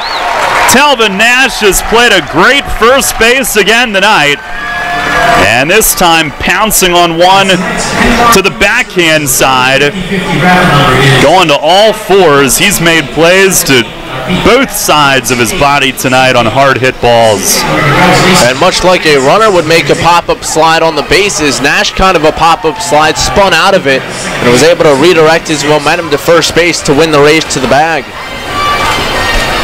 At 2 down, Nate Sampson the hitter. 1 for 3, RBI double in the first. Pitch is right there at the knees, a strike. Over in Lancaster, the Ducks are changing pitchers. Barnstormers have the tying run at third with 2 outs in the 8th. 3-2 Long Island. Here's the 0-1, and a foul straight back. That'll get to the roof. Van Meter looking for a 1-2-3 inning.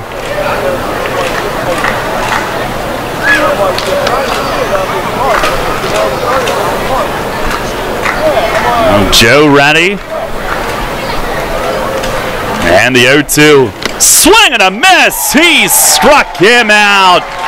A high fastball up out of the zone. He got him to chase. And Van Meter with a 1-2-3-8. 2 strikeouts. And he is dominant again.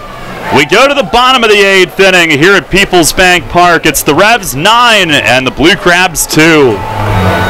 Parents, do you want your child to be part of a national award-winning baton twirling group? Baton twirling is fun and not only forms friendships, but develops leadership, sportsmanship, teamwork, and self-discipline. Wanda and her staff at Wanda's Cadets Baton Studio are happy to teach those looking to perform in parades, as well as those looking to compete at an elite level. Take advantage of their new student registration promotion at their West York or Red Line location. Call 717-676-7902 or visit their website at wandascadetsbatonstudio.com. You trust AAA to work at every mile. But AAA doesn't just cover your car. They can also cover your home. AAA Home Insurance protects every square foot. And when you add AAA Home Insurance to AAA Auto Insurance, you get more protection and more savings. Insurance that's not just insurance. Talk to your local AAA insurance agent today or visit AAA.com to learn more about AAA Home Insurance. Stand up against domestic and gender violence by joining YWCA York on Friday, October 6th at 6:30 p.m. for Walk a Mile in Her Shoes, where men and teams of men walk in women's high heels to raise money in support of YWCA's Access York and Victim Assistance Center. Women are invited to join the cause and raise funds as sister walkers. To register, log on to ywcayork.org or donate by texting the word HEELS to 50155.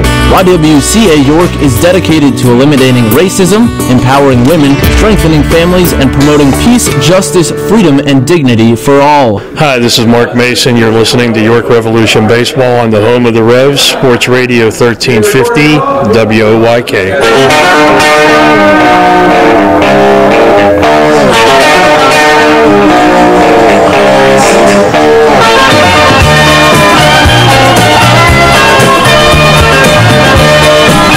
Head to the bottom of the 8th inning, Cody Epley, the new pitcher for Southern Maryland. Pitching change brought to you by Maple Donuts, a Long Island closer, or Southern Maryland, you know, same thing. Got the Ducks on the mind. Oh, brother. We're watching 2 games. Epley with 32 saves, but they've yet to be able to use him in this series. 2-4 with a 2.18 ERA, 56 outings. Save total is most in the league, one ahead of Lancaster's Anthony Carter. And Chase Simpson will lead things off. Both games are in the bottom of the 8th. Lancaster, the tying run at third with 2 outs in their game. Epley's first pitch to Simpson is in for a strike. It sinks over the inner half. And unless Lancaster takes the lead in the home 8th, they're going to have to play a full 9. Meanwhile, over here, barring a catastrophe, we'll only play 8.5. It's the 0-1. And a line drive base hit into right center for Simpson, his second of the night. He is 2 for 4. Went down and got that one. And a ringing base hit. That ball sharply struck. Revs Baseball brought to you by Image 360, Yingling's Ice Cream, Highmark, Isaacs, Sheets, Ace Distributing, and Stambaugh Plumbing and Heating. Here's Alonzo, who is 2 for 4 tonight. 2 steals. First pitch, a big swing and a miss, trying to lift and separate on that one. Epley kept it down and in. Most of what he throws sinks. When he keeps it down, he's really tough. Former Northern York High School Polar Bear delivers. And it's in the dirt outside. A backhand pick by Wiggins. And a lot of days during the pitcher's time to run and throw before the game, throw the football around. Today, Alonzo Harris, a participant in that, and boy, does he have elite speed up close. I heard you found out. I did. Pitch is swung on and missed, 1-2. He left me in the dust. I was pretty close to him for maybe half of the way. I lined up maybe 10 yards off the line, stuck with him for 20 yards, and then he flew past me another 20 yards. Should you have given him more of a cushion?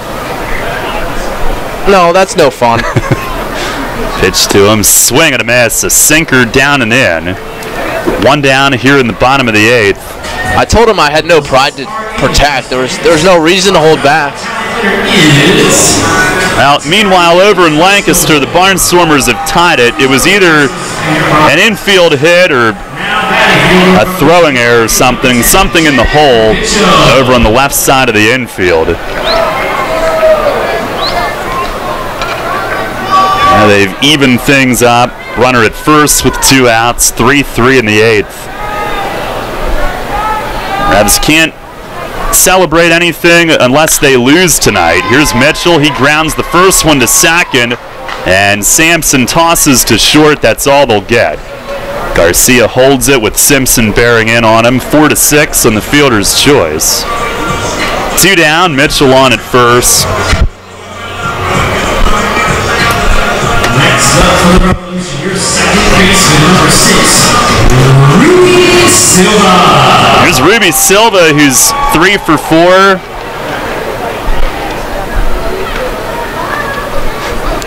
Silva and Witherspoon each with 3 hits tonight. Silva 3 for 4, 2 runs and an RBI. A ribby for Ruby. First pitch fastball is a hair low. We get the notifications of who's up in the bullpen written to us through the glass. And Brian wrote down Grant Sides by writing it downward on the side of the paper because his name is Sides. There's a ball down and away, 2-0. I thought Greg had the even better one the other night when Grant made his debut. He said, I didn't know if he was coming in to pitch or just going to have a side session. Took me a moment, but very clever. Here's the 2-0. Swinging a bouncer toward the middle. Backhanded by Sampson, and he'll flip to Garcia covering an inning-ending fielder's choice. No runs, 1 hit, and 1 left. And we'll go to the 9th tonight. Revs lead the Blue Crabs 9-2. Kids today, with Facebook, texting, TV, and video games, seems like fresh air and sunshine are things of the past. Remember playing catch, climbing trees, wholesome backyard fun? Heritage Lawn and Landscape Care remembers. Give them lush grass, healthy trees, the good old outdoors. American is baseball and apple pie. Kids have every reason to stay inside. Don't let your lawn be one of them. Heritage Lawn and Landscape Care. World-class care right in your backyard. 717-292-9994. You'll always hit it out of the park with great Best Yet products from your neighborhood Sure Save stores.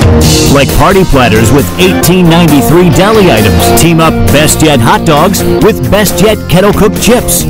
And get Best Yet 12 packs of soda and Best Yet Rising Crust pizzas at Sobel's Markets in Shrewsbury, Stewartstown, Whiteford, and East York. And at Nell's Market Fresh Foods in Spry. Money and business are essential to the strength of a community. So is cheering and celebration and music and fun. That's why York Revolution games, concerts, youth sports, special events, and more happen at a place called People's Bank Park. People's Bank has been serving York County for more than 150 years. Always cheering, always celebrating, always committed to the things that make York County great. And to you having a great time at People's Bank Park. People's Bank, member FDIC, equal housing lender. Hi, this is Enoe Polanco, and you're listening to Your Revolution Baseball on the home of the Revolution, Sport Radio 1350 WOYK.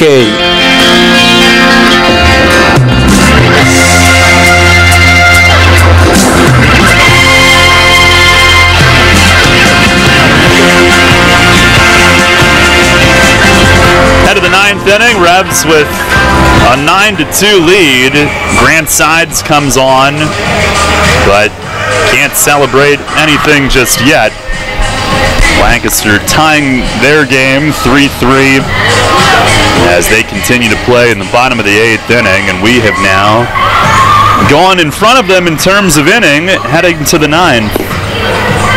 Sides, who has certainly impressed in his 2 outings. Didn't give up much on Monday, just a bloop hit.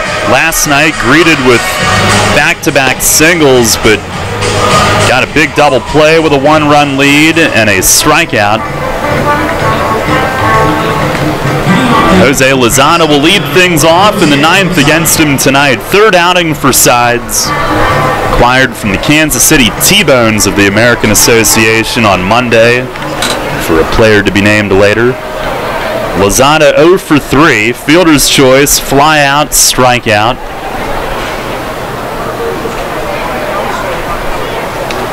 The Revs have done all their damage in the first 2 innings tonight.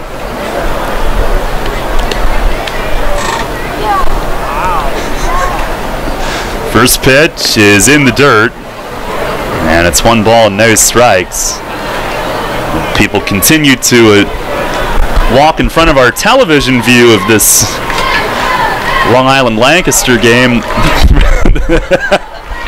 The problem is those people are in Lancaster, so we can't tell them to move. Here's the 1-0. Swing and a miss, a fastball. They are going to the 9th. It's tied 3-3. Revs rooting for Long Island to get a run here. And Sides with the high set, 1-1 pitch, and a swing and a miss. High smoke at 93. Lozada swings through it. And the thing with Sides, it's such a nice fluid delivery, and the ball just explodes out of his hand. Looks in over the tip of his glove, up in front of his face. Now the 1-2 swing, and he hits it in the air toward the line and left. Harris was right there, and backing into the corner, he makes the play. Lozada had stopped about a third of the way toward first. Not sure if he thought it was foul and didn't get out of the box, but he loops toward the corner, and Harris right there had him played perfectly. A very defensive swing, a pitch up and in, and all he could do was swing late and slap it the opposite way. Now 1 down. Here's Patrick Palmero. Sides with the pitch. Fastball missed inside. Last season, when the Revs clinched the first half title, they had won their game at Long Island, and it was on the bus after midnight that Southern Maryland beat Sugar Land in Waldorf to eliminate the Skeeters. And they found out on the bus, the 1-0, fastball outside corner, called strike. Well, who knows how long it'll take for the final in Lancaster to be determined tonight. Well, Long Island has a leadoff man on. A hit by pitch to start the 9th.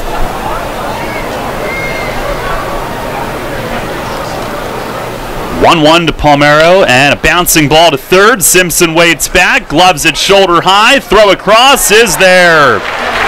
2 down here in the top of the 9th. And the Revs an out away from doing their part tonight. If it doesn't get finished tonight, they would need 1 win out of the 3 against Lancaster here this weekend. Here's Devin Rodriguez, who's 1 for 3.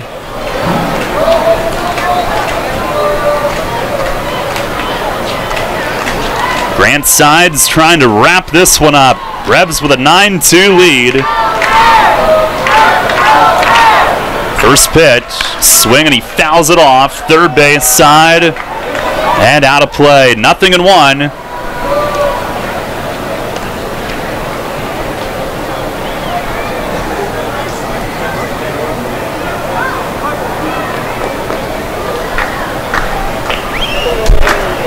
Base is empty, 2 outs in the 9th. And the 0-1 pitch, fastball misses high and away. Ducks have 1 on now with 1 out in the 9th inning in Lancaster. Revs a 9-2 lead. Logan Williamson in line for his 6th win of the year. He's the pitcher of record tonight. Sides delivers, swing, and he jammed him. Loop to short, Dent is back, he's got it! Magic number is 1, the Revs have done their part. They win tonight and sweep the Southern Maryland Blue Crabs, 9-2 the final. It's a season-high 6-game winning streak. And again, what a time to do it.